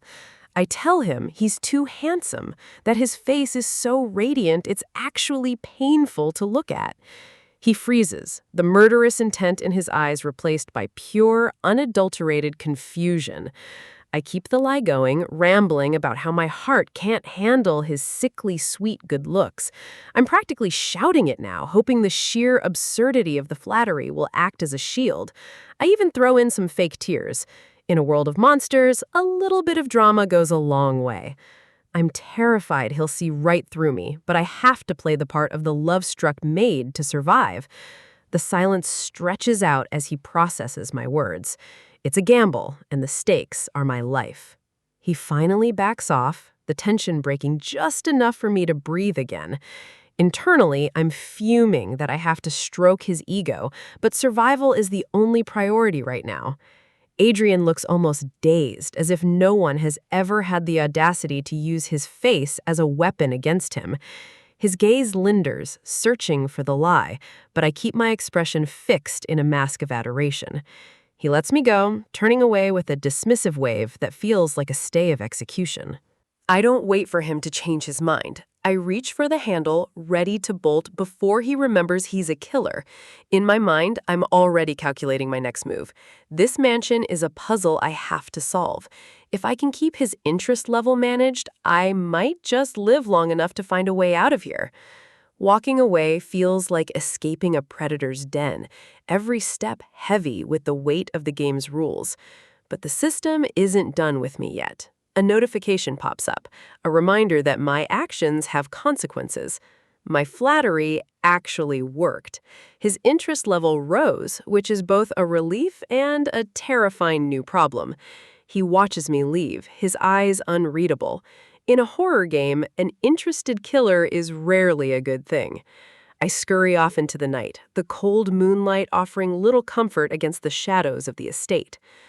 Morning brings a deceptive sense of peace, the bright sky hiding the horrors that lurk behind closed doors.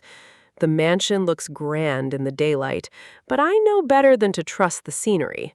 A small bird chirps on a branch, a rare moment of normalcy in this twisted reality. I focus on my tasks, pouring tea and keeping my head down, trying to blend into the background. Emily and I take a moment to rest. She's relieved we've been given a break, unaware of how close I came to death.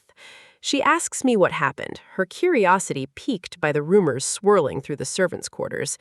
The other maids were shocked by my efficiency lately. They don't realize I'm just using my past life skills to survive. I've been doing everything perfectly. The tea, the linens, the organization. It's all part of the grind. Emily is impressed, but to me, these are just experience points building up my level. Every task completed is a step toward a new skill, something that might give me an edge in this nightmare. The system window shows my progress, level 7. It's a start, but I'm still just a non-valuable worker. I need to find a way to use the character's interest in me to gain more powerful items or skills. Is Adrian really the type to be swayed by flattery, or is the system just playing with me?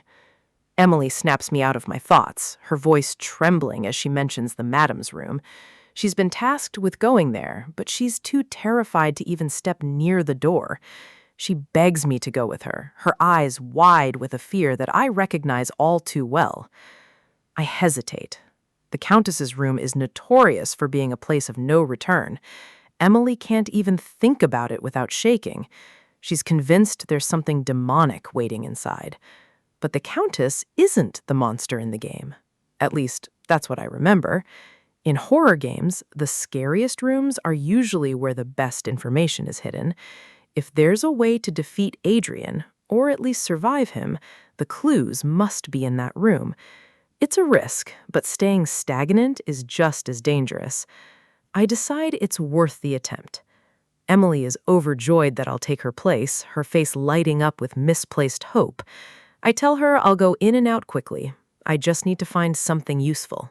She hugs me, calling me her best friend. I feel a pang of guilt, knowing I'm doing this for my own survival. I find myself standing before the door, the heavy wood feeling like a barrier between life and something much worse. The tray in my hands feels impossibly heavy as I prepare to enter the lion's den. The hallway is silent, the air still and cold. It's as if the house itself is holding its breath. I tell myself it can't be worse than Adrian's room, but a sticky, uncomfortable feeling tells me otherwise. I knock softly, announcing my presence. There's no answer, just the echoes of my own voice. I wait, my heart pounding against my ribs. Still nothing. I try again, but the silence is absolute. It's the kind of quiet that precedes a scream. I look around, checking the shadows. The hallway feels narrower than it did a moment ago. The darkness seems to be creeping out from under the door, staining the floorboards. I notice a dark, viscous liquid seeping into the grain of the wood. It's not just shadow. A portrait hangs nearby, the figure obscured by grime and age. It feels like it's watching me. I try to laugh it off, telling myself it's just a tired horror trope. The door creaks open on its own, a slow, agonizing sound that chills me to the bone. I step inside, my boots clicking on the floor. It's too late to turn back now. I tell myself I just need to finish my work and go to bed. But as I step further in, I realize the liquid on the floor is everywhere. It's thick and black, clinging to my boots like tar. The smell is overwhelming. My eyes adjust to the gloom, and I see the walls are covered in bloody handprints. A soft, rhythmic sound reaches my ears. A lullaby, sung in a voice that sounds like grinding stone. I freeze, my blood running cold as the words of the song sink in. There, by the window, sits the Countess. She's rocking a bundle in her arms, swaying to the music. I see what's in the blanket. It's a goat's head, its eyes glassy and dead, cradled like a precious child. The Countess doesn't look up. She's lost in her own madness, nurturing a monster. I take a step back, the floorboards groaning under my weight. I have to get out of here. She turns her head slowly, her vacant eyes meeting mine. The true horror of this mansion has only just begun.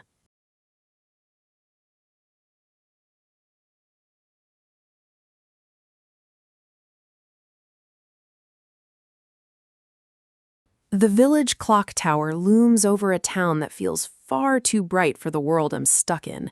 Everywhere I look, the game mechanics are calling out to me, whispering the stats of things I can't have. Even the simplest pencils are labeled as high-quality hardwood, a detail that feels mocking when you're just trying to survive. I find myself biting my lip, trying to ignore the constant urge to spend what little money I've managed to scrape together. The prompt flashes before my eyes, a digital temptation asking if I'll really pull the trigger on a purchase. It's a struggle. I want these things, even if they're just souvenirs of a life I'm desperately trying to navigate. But for someone who barely has a place to lay her head, these luxuries are a trap I can't afford to fall into. I need to stay focused. Katerina gave me a specific list of errands for the estate, and that has to come first. The villagers are quick to approach me, their faces full of a warmth that almost feels suspicious in a world built on horror. I move from shop to shop, checking off items as the bag in my hand begins to feel heavier with every stop. It seems like everyone has something extra to offer, whether it's a better cut of meat or a loaf of bread still warm from the oven. They bow and scrape, their generosity almost overwhelming as I try to keep track of everything I've been given. I head down the path, the weight of the supplies a physical reminder of the status the Paltzgraf family holds here. The architecture of the village is stunning, a picture-perfect facade that hides the rot I know is lurking just beneath the surface.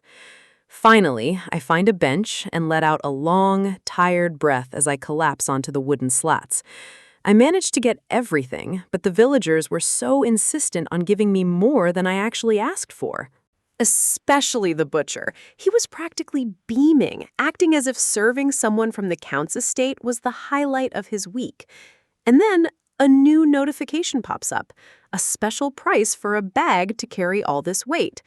The game always knows exactly where my weaknesses are. I lean back, trying to process the sheer scale of the generosity I've encountered today. It's more than just being polite. They keep using that word, angel. They speak of the Pfaltzgrafs as if they're divine beings sent to protect them. Apparently, the family saved this village from ruin years ago, providing for children who had no one else to turn to. Listening to the history I never knew, I start to realize why the people here are so fiercely loyal to the Count. It's a strange feeling, hearing such praise for a family I know is tied to something much darker and more dangerous. The contrast is jarring. To the world, they are saviors. To me, they are the source of a constant low-level dread. My thoughts are interrupted by the sight of two women nearby, their conversation drifting over to my bench. A bell chimes in the distance, a gentle sound that cuts through the afternoon air. I look over, my curiosity piqued by the mention of a store I haven't visited yet. A duvet store? In a village this size, a shop dedicated to luxury bedding feels like an invitation to waste more money. The interior is beautiful, filled with the kind of comforts that seem impossible to find in a maid's quarters. I tell myself to focus. I have work to do. I have gold to earn. I shouldn't be looking at things I don't need. But then the texture of the fabric catches me off guard. It's soft, inviting, and everything my current life is not. Before I know it, I'm handing over my hard-earned coins for a luxurious pillow. The game's description promises a refreshed morning, and I'm desperate enough to believe it. I think back to the lumpy, miserable thing I've been using at the estate. It deserves a proper burial for all the neck pain it's caused me. My wallet is lighter, and the guilt is already starting to set in, but the comfort in my arms is almost worth the price. As I start to leave, I catch the tail end of a much darker conversation happening in the shadows of the shop. They're whispering about a man named Jake. The way they say his name makes my skin crawl. He disappeared without a trace, only to be found days later in a state that defies words. The details are gruesome. Wrists cut, a life snuffed out in a way that suggests a calculated, cold-blooded cruelty. The women look terrified, their voices trembling as they wonder how many more will fall victim to this nameless horror. They blame the inspectors, questioning how a killer could still be on the loose when a culprit was supposedly caught years ago. It's clear they caught the wrong person back then, and now the village is paying the price for that failure. I find myself leaning in, unable to look away from the raw fear etched into their faces.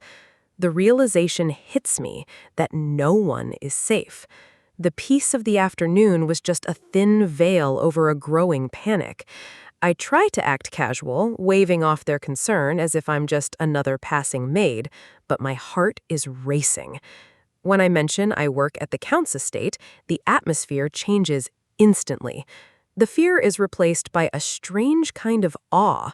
They talk about how lucky I am to be under the protection of such a kind man, as if the estate is a fortress against the darkness.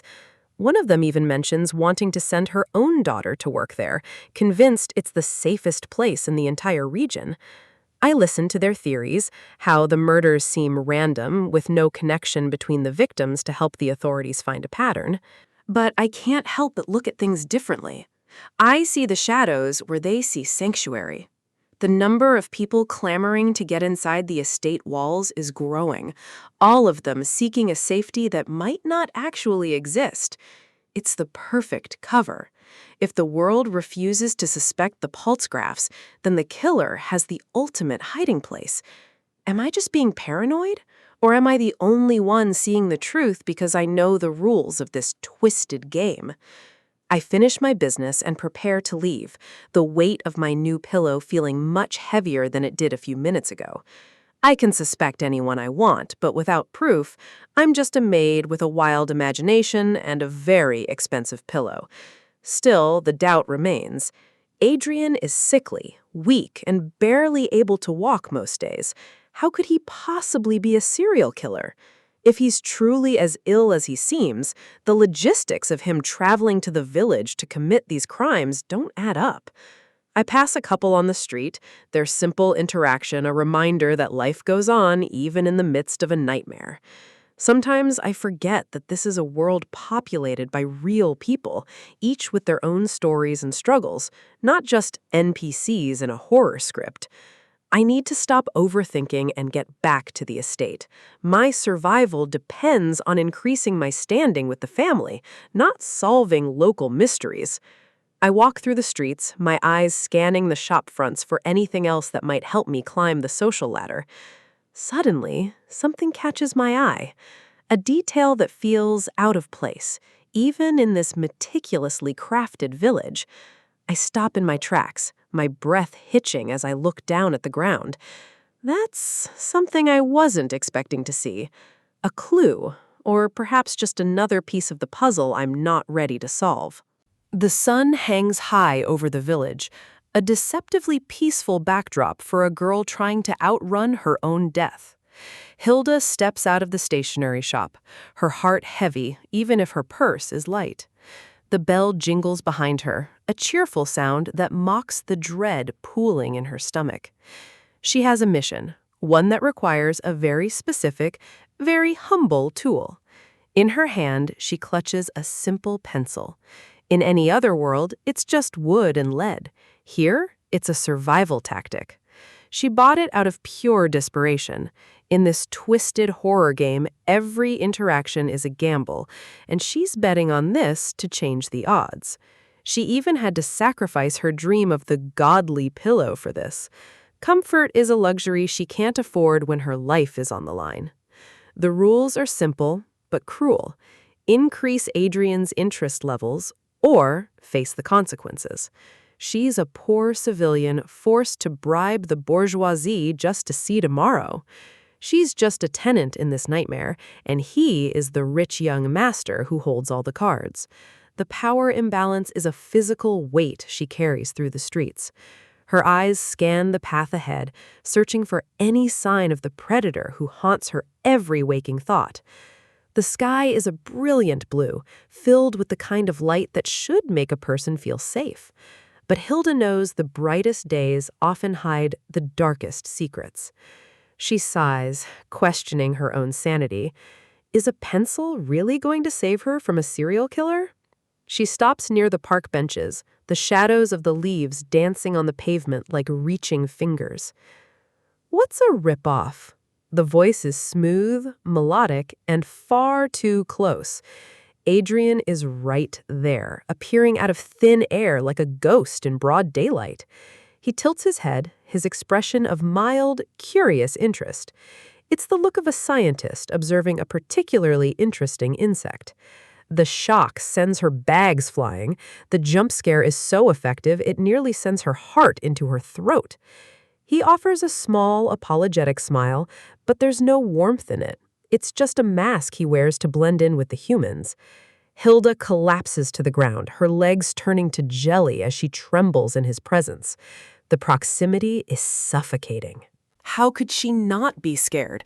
He didn't just walk up, he manifested. In this game, the monster is always closer than you think. The blue sky above them feels like a mockery of her terror. He says he didn't mean to scare her, but every word feels like a lie. He reaches out a gloved hand, asking if she's hurt. It's a gesture of kindness that feels like a threat. Hilda stares at that hand, her mind racing. She has to play the part of the devoted maid, no matter how much she wants to scream. She forces a smile, her eyes darting between his hand and the bag on the ground. She has to keep him distracted.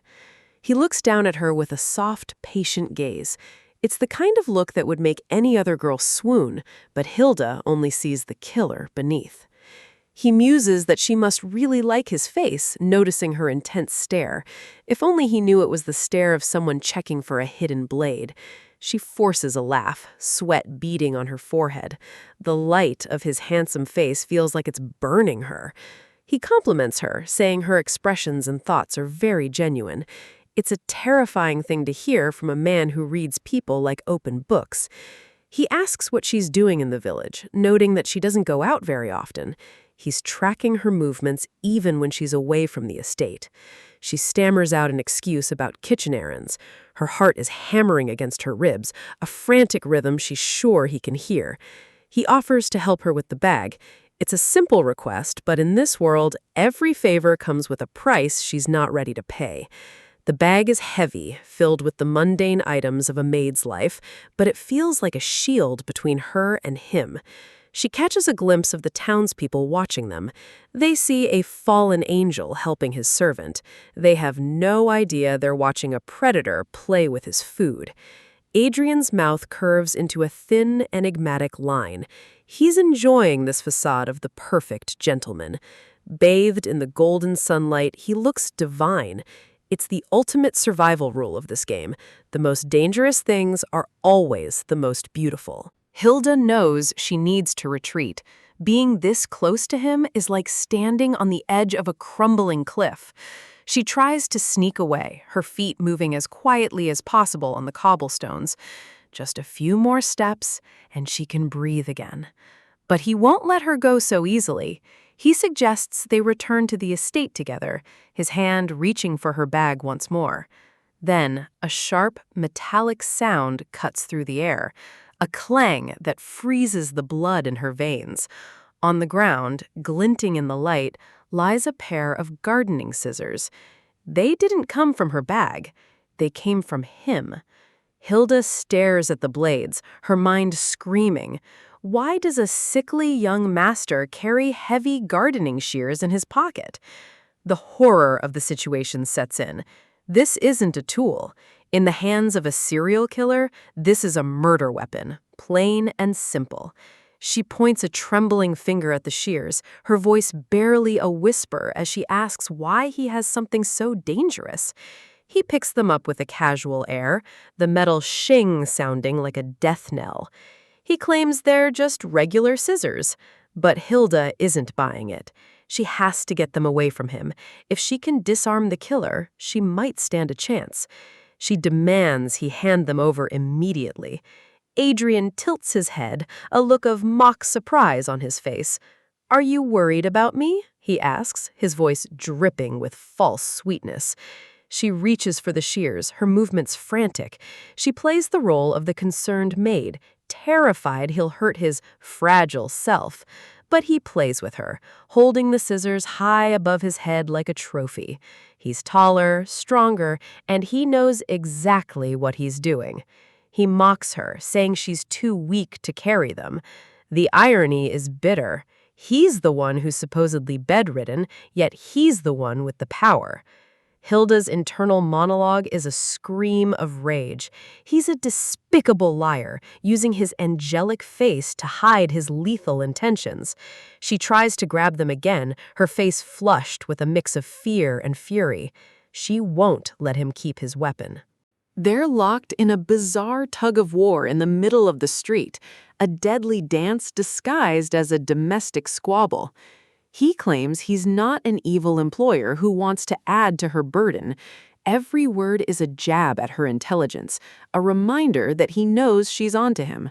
Hilda reaches her breaking point. If he wants to hold the bag, fine, she'll take the shears. Her temper flares as bright as the sun above. She sees an opening, a moment where his guard is down, or perhaps a moment where he's letting her think she has a chance. She lunges. She won't die like a scripted NPC in some twisted game. She'll fight back, even if it's just for a pair of scissors. She grabs the handle, her fingers closing around the cold metal. For a second, she thinks she's won. But her momentum is too great. The world tilts, the sky and the buildings blurring into a single chaotic streak of color. They fall together, the impact jarring her bones. The sound of their bodies hitting the pavement is dull and final. She finds herself pinned against him, her hand still clutching the shears. The proximity is no longer a threat. It's a cage. Adrian looks down at her, his eyes wide with a strange, dark curiosity. He isn't angry. He's fascinated. Hilda can't move, her breath coming in short, ragged gasps. She's staring into the eyes of the monster, and for once, he's not hiding. "If you wanted them so badly," he whispers, his voice vibrating through her chest, "you could have just said so." The game has just become much more dangerous. The sun is high over the capital, a deceptive brightness for a world where every shadow hides a potential game over screen. Just a moment ago, the ground felt like the only safe place to be, far away from the gaze of the man who holds my life in his sickly hands. Panic is a loud, vibrating thing. It tells you to run, to scream, to put as much distance as possible between yourself and the monster.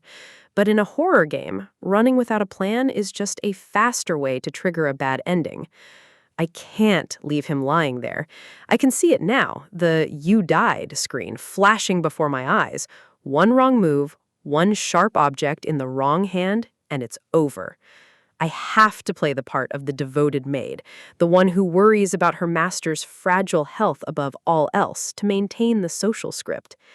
Adrian looks so weak, so pale. It's hard to remember that this is the same person who was destined to paint the town red. He offers a hand, or perhaps a trap. In this world, they often look exactly the same. Then there are the scissors, a simple tool for some, but a lethal weapon in the hands of a killer who hasn't even begun his spree. He asks if I'm okay with giving them back, his voice smooth and devoid of the malice I know is lurking just beneath the surface. I reach for them, my heart hammering against my ribs like a trapped bird. Every physical contact feels like a gamble. For now, the danger is tucked away in my bag. I just need to find the right moment to slip away and find the inspector. But Adrian is observant. He wants to know where I was headed, why a simple maid is wandering so far from her usual route. I have to give him something, a distraction, a peace offering to keep the predator at bay while I'm cornered. This pencil, it's cheap and ordinary, but maybe it's enough to buy me another hour of life. I hold it out, praying he doesn't see the way my fingers are trembling as he reaches for it. He looks at it with a strange, unreadable expression. Is it curiosity, or is he just humoring his prey for the afternoon? The silence stretches between us, heavy and suffocating, as he studies the small gift. Success. In this twisted reality, even the smallest gesture can shift the invisible scales in my favor. I've become a slave to the interest-level meta. If I can keep his curiosity piqued, I stay alive another day. It's a pathetic way to live, but I'm not ready to let the credits roll on my story just yet. The carriage ride back to the estate is a descent into a different kind of darkness as the sun begins to set. We sit in silence, the rhythmic clatter of hooves the only sound in the golden, ominous twilight. I was supposed to meet Inspector Harrison. I was supposed to find a way out. Instead, I'm locked in a box with the devil. He's been sitting there with his eyes closed, looking every bit the exhausted noble, but I don't trust the quiet. The moment the carriage hits a bump, the tension snaps back into place, sharp and immediate. I try to fill the void with meaningless chatter about the luxury of the carriage, anything to keep his mind off my behavior. He says my name, and the air in the small space suddenly feels very thin and cold.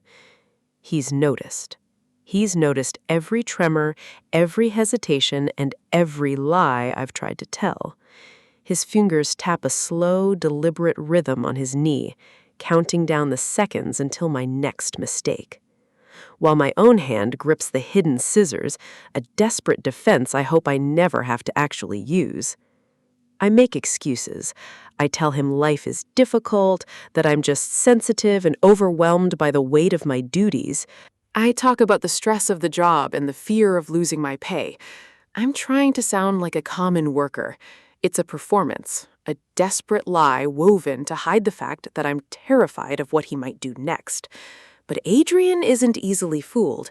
He remembers the version of me from before I took over this body. The original maid wasn't like this. She wasn't scared. She didn't talk back or have these strange reactions. He knows I've changed. He can sense the soul of a stranger beneath the uniform, and it fascinates him. I knew I had to see the inspector. If I stay with this murderer any longer, I'll eventually lose my mind. Where were you trying to go? The question is a trap, and we both know it. He saw right through me. He knows I wasn't just running errands for the household. He leans back, looking like a king on a throne of roses, waiting for his prey to finally admit defeat. A knock at the door. The real world finally intrudes on our private nightmare. We've arrived at the estate, but the safety of the mansion is just another cage with better wallpaper. The sun sets over the towers, casting long, bloody shadows across the courtyard as we return home. I grab my bag, eager to escape the suffocating atmosphere of the carriage and his intense gaze. But he doesn't let me go that easily. There's always one more thing, one more command. He tells me to call the butler. Even in his apparent weakness, he's the one pulling the strings. His eyes are cold and calculating. He's watching my every move, waiting for me to slip up and reveal my secret. I step out into the fading light, the weight of his gaze still heavy on my back like a physical burden. He sounded so polite, yet there was a threat in every syllable. He knows I'm hiding something. He's being patient with my lies for now, but I can't count on his amusement lasting forever. This is a precarious game of tightrope, and I'm betting my life on every single step I take. If this cycle of suspicion and fear continues, I'll never survive the winter in this house. I can see the reflection of the killer in his eyes, a glimpse of the horror I'm trying to prevent. He calls my name again, pulling me back into his orbit before I can even walk away. I'm a maid. I'm an employee. I have rules I'm supposed to follow in this social hierarchy, but this game has its own rules, and I'm starting to realize that being a good maid isn't enough to survive.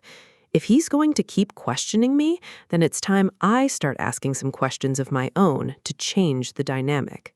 The golden hue of the sunset should feel peaceful, but in this world, beauty is just a mask for the terror beneath.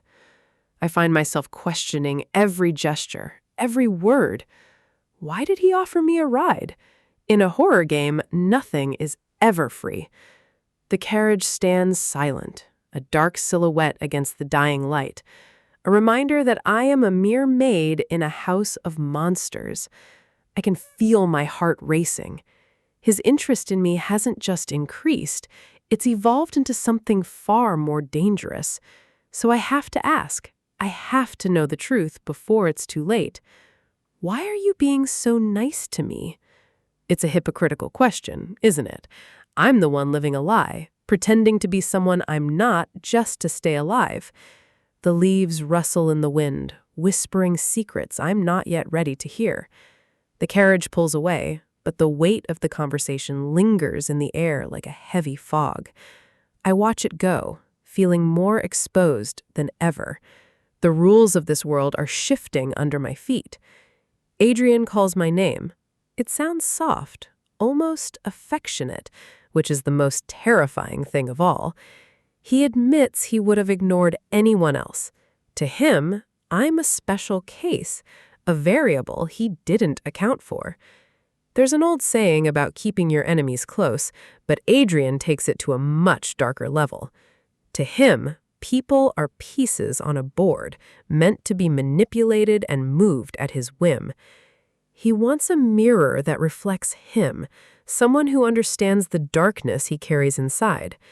His footsteps are steady, confident. He knows he has the upper hand, and he enjoys the thrill of the hunt. Even if he has to break them, even if he has to leave them barely breathing, he will have his way. He reaches out, his hands steady as he closes the distance between us. That smile. It's the kind of look that makes you forget he's a killer, if only for a fleeting second. He touches my face, a gesture so intimate it feels like a threat. He tells me he wants to be nice to me specifically. Hilda. The name feels like a brand on his tongue. Then he drops a warning. Someone is waiting at my door, and they don't sound happy. He bids me goodnight with a look that promises we aren't done yet, not by a long shot. The wind picks up as I head back to the manor, the lights in the windows looking like predatory eyes. I knew it. The person waiting for me is exactly who I feared. Head maid Letitia. She looks like she's ready to tear me apart for being late. I'm caught between a murderous master and a furious superior. This game really wants me dead. I have to scramble for an excuse, playing the part of the humble, respectful maid to perfection. Time for a bribe. I offer her a gift, something to soothe the anger before it boils over. The door clicks shut, and I finally have a moment to breathe in the silence of my room. That was way too close. If I hadn't had that bribe ready, I'd be scrubbing floors until sunrise. The moonlight filters through the window, casting long, cold shadows across the floor. While I was dealing with Letitia, a notification popped up. A new skill has been unlocked. I finally have some privacy. It's time to see what this game is giving me to help me survive. Visionary's Eye. It allows me to see darkness in objects, making them glow red. A literal lifesaver. I decide to test it on the scissors I saw Adrian carrying earlier. What secrets are they hiding? The instructions said items with darkness would glow, but as I look at them, something feels wrong. I think back to Adrian in the carriage, his expression softening as he talked about the garden. He said he wanted to prune the garden himself because his mother's condition had worsened. He looked so sincere, so vulnerable. It's hard to reconcile that image with the man who talked about breaking enemies. He claimed it was to comfort her, a son trying to do something small for his dying mother. He talked about planting trees with her when he was little, a memory of a life before the darkness took over. I can't help but wonder if I'm wrong about him. Is there a part of him that isn't just a monster? Even if he's the villain, maybe he doesn't think about murder every second of the day. Suddenly, a strange sound interrupts my thoughts. A chime, like a bell from another world. A lucky bag system? A gacha mechanic in the middle of a horror game? This world is truly bizarre. It promises everything from ordinary items to top-tier hero gear. It's the ultimate gamble. I shouldn't be interested, but the temptation is there. One good item could change everything. Every game has a random draw system. It's the scale of greed versus reason, and greed is winning. A free draw once a day for 3 days? It feels like a trap, but I can't look away. I see the possibilities. A powerful sword, or even a pillow that grants a heavenly sleep. I need that sleep. I decide to go for it. It's free, after all. What's the worst that could happen? The machine rattles and shakes, light pouring out as the internal gears begin to turn. The light is blinding. I shield my eyes, my heart pounding with the hope of a miracle. something flies out of the machine, glowing with a brilliant golden radiance. It's beautiful. That shine, that glow. Could it be a legendary item? I think of all the hardships I've endured, being hit with weeds, living in constant fear, the nights spent shaking, wondering if Adrian would end me before I could even blink. Is this the moment my luck finally changes? Is this my reward for surviving this nightmare? I reach out, my eyes filling with tears of relief. Finally, something is going my way. I can feel the power radiating from it. This has to be a hero item. It has to be. I hold it close to my heart, a treasure that promises a path to safety in this dark world. Then the window pops up. You've chosen weed? Wait, what? The feature of this item is uselessness? And I have to wait 3 days for another draw? The realization hits me like a physical blow. The game isn't just dangerous, it's cruel. I'm holding literal trash, a glowing, useless piece of grass that mocked my hopes. The frustration boils over. I want to scream, to tear this system apart piece by piece. This entire world is a joke, and I'm the punchline. I can't take this anymore. The stress is too much. I fall ill for 3 days, defeated not by a monster, but by a gotcha pull. In the silent corridors of the mansion, every footfall feels like a countdown. I'm moving toward a room I'd rather avoid, carrying more than just a tray of medicine. Each step up these stairs brings me closer to the man who might be my end. But in this game, knowledge is the only currency that buys a tomorrow. I take a deep breath, trying to steady the rattle of the cup. The shock of my previous encounter is starting to fade, replaced by a cold, calculating need to survive. I need to be certain. I pull up the interface one more time to review the mechanics of the skill I just unlocked, Visionary's Eye. It's a specialized tool for this twisted world. It doesn't read a person's soul directly, but it exposes the darkness clinging to the things they touch. If an item is safe, it remains clear, but if it's been used for malice or carries the weight of a sin, a red light will betray its history. It's my only way to spot a hidden blade before it finds my throat. With this, I won't be walking into Adrian's room blind anymore. If he has a murder weapon hidden in plain sight, I'll know. I have to stay on my guard. One slip, one missed detail, and I'm just another casualty in a story I didn't write. I reach the heavy wooden door and raise my hand. The sound of my own knocking seems to echo too loudly in the quiet hallway. I announce myself as the dutiful maid, the mask of Hilda firmly in place. "Young master, I've brought your medicine." I flinch as his voice comes through the door immediately. He knew I was there before I even knocked. The door creaks open. I step into the room, my eyes scanning the shadows, looking for any glow of red that might signal danger.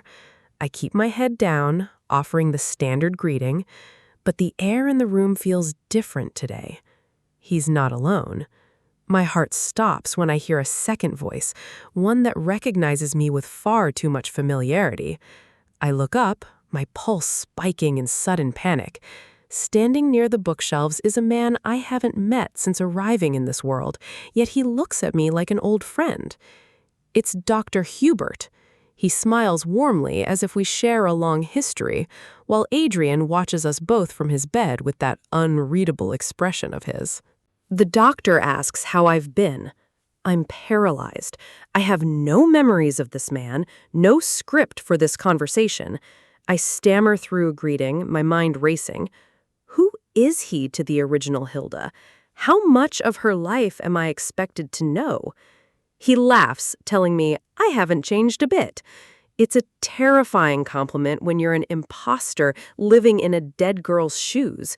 He apologizes for not visiting sooner, thanking me for taking care of the young master in his absence. He speaks with the authority of someone who has watched us both grow up. I focus on the tray, hoping the steam from the medicine hides the fear in my eyes. I just need to get through this without revealing I'm a stranger. Hubert praises my growth, but there's a glint of mischief in his eyes that makes me incredibly uneasy. He reaches out and pats my head, a gesture of affection that feels utterly alien to me. I force a polite, awkward smile. Then he drops a social landmine. He starts reminiscing about the tantrums I used to throw as a child, claiming I was going to marry the young master because he was so handsome.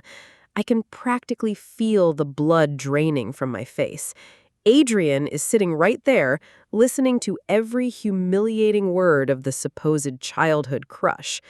The doctor doesn't stop. He brings up the time I insisted on sleeping in the same bed as Adrian, shouting that I just wanted to hold his hand. I want the floor to open up and swallow me whole. I steal a glance at Adrian. He's smiling, but it's that sharp, predatory smile that tells me he's enjoying my suffering far too much. I let out a silent internal scream.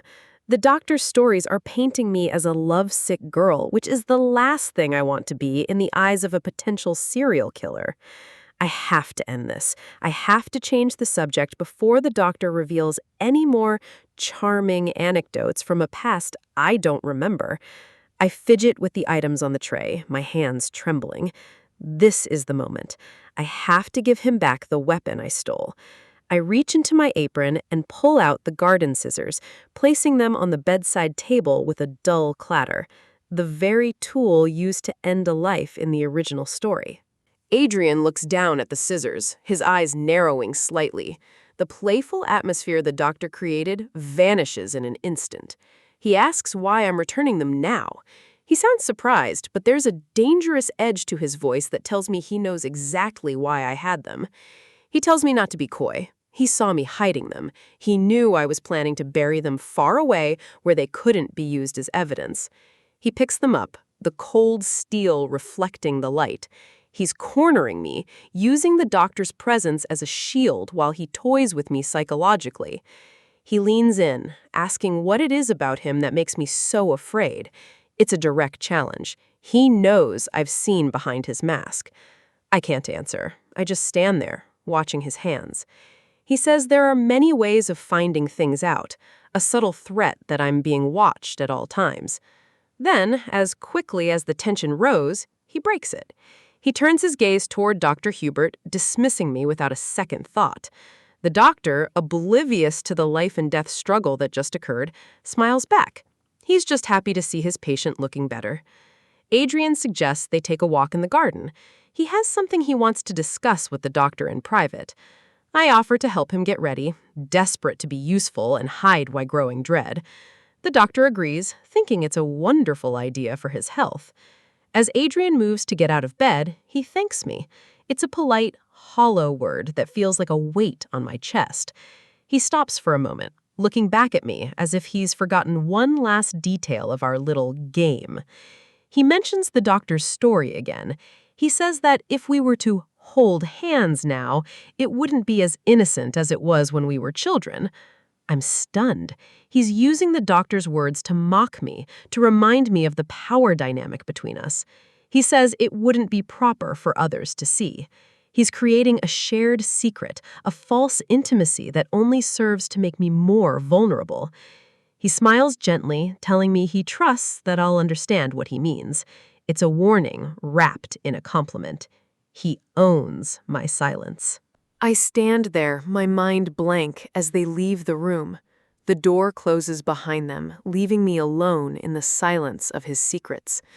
The moment I'm alone, the heat rushes to my face. The embarrassment and the fear collide, leaving me shaking with a mix of fury and terror. That shameless jerk!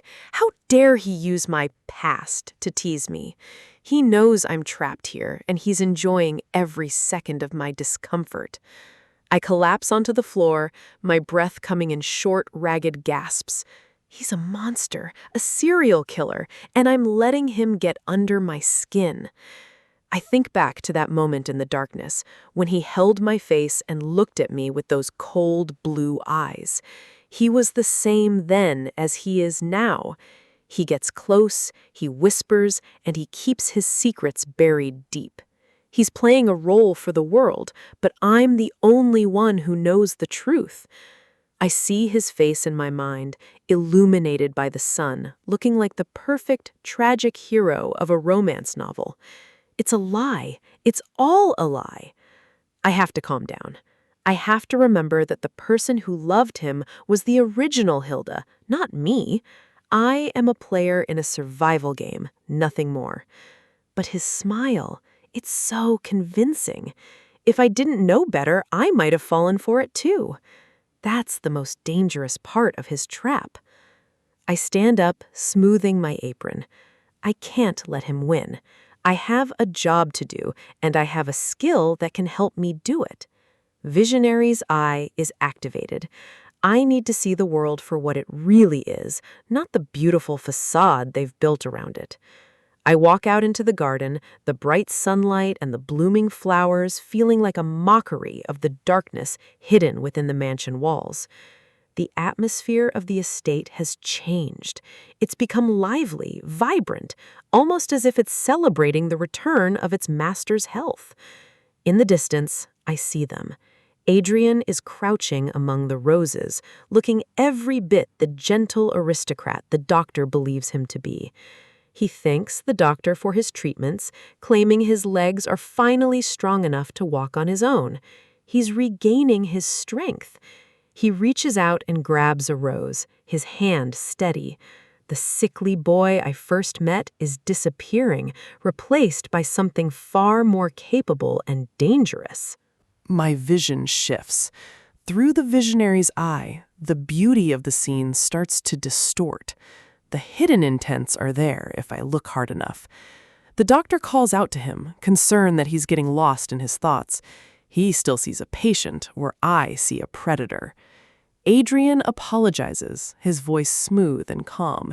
He's perfectly in control of his image, even now.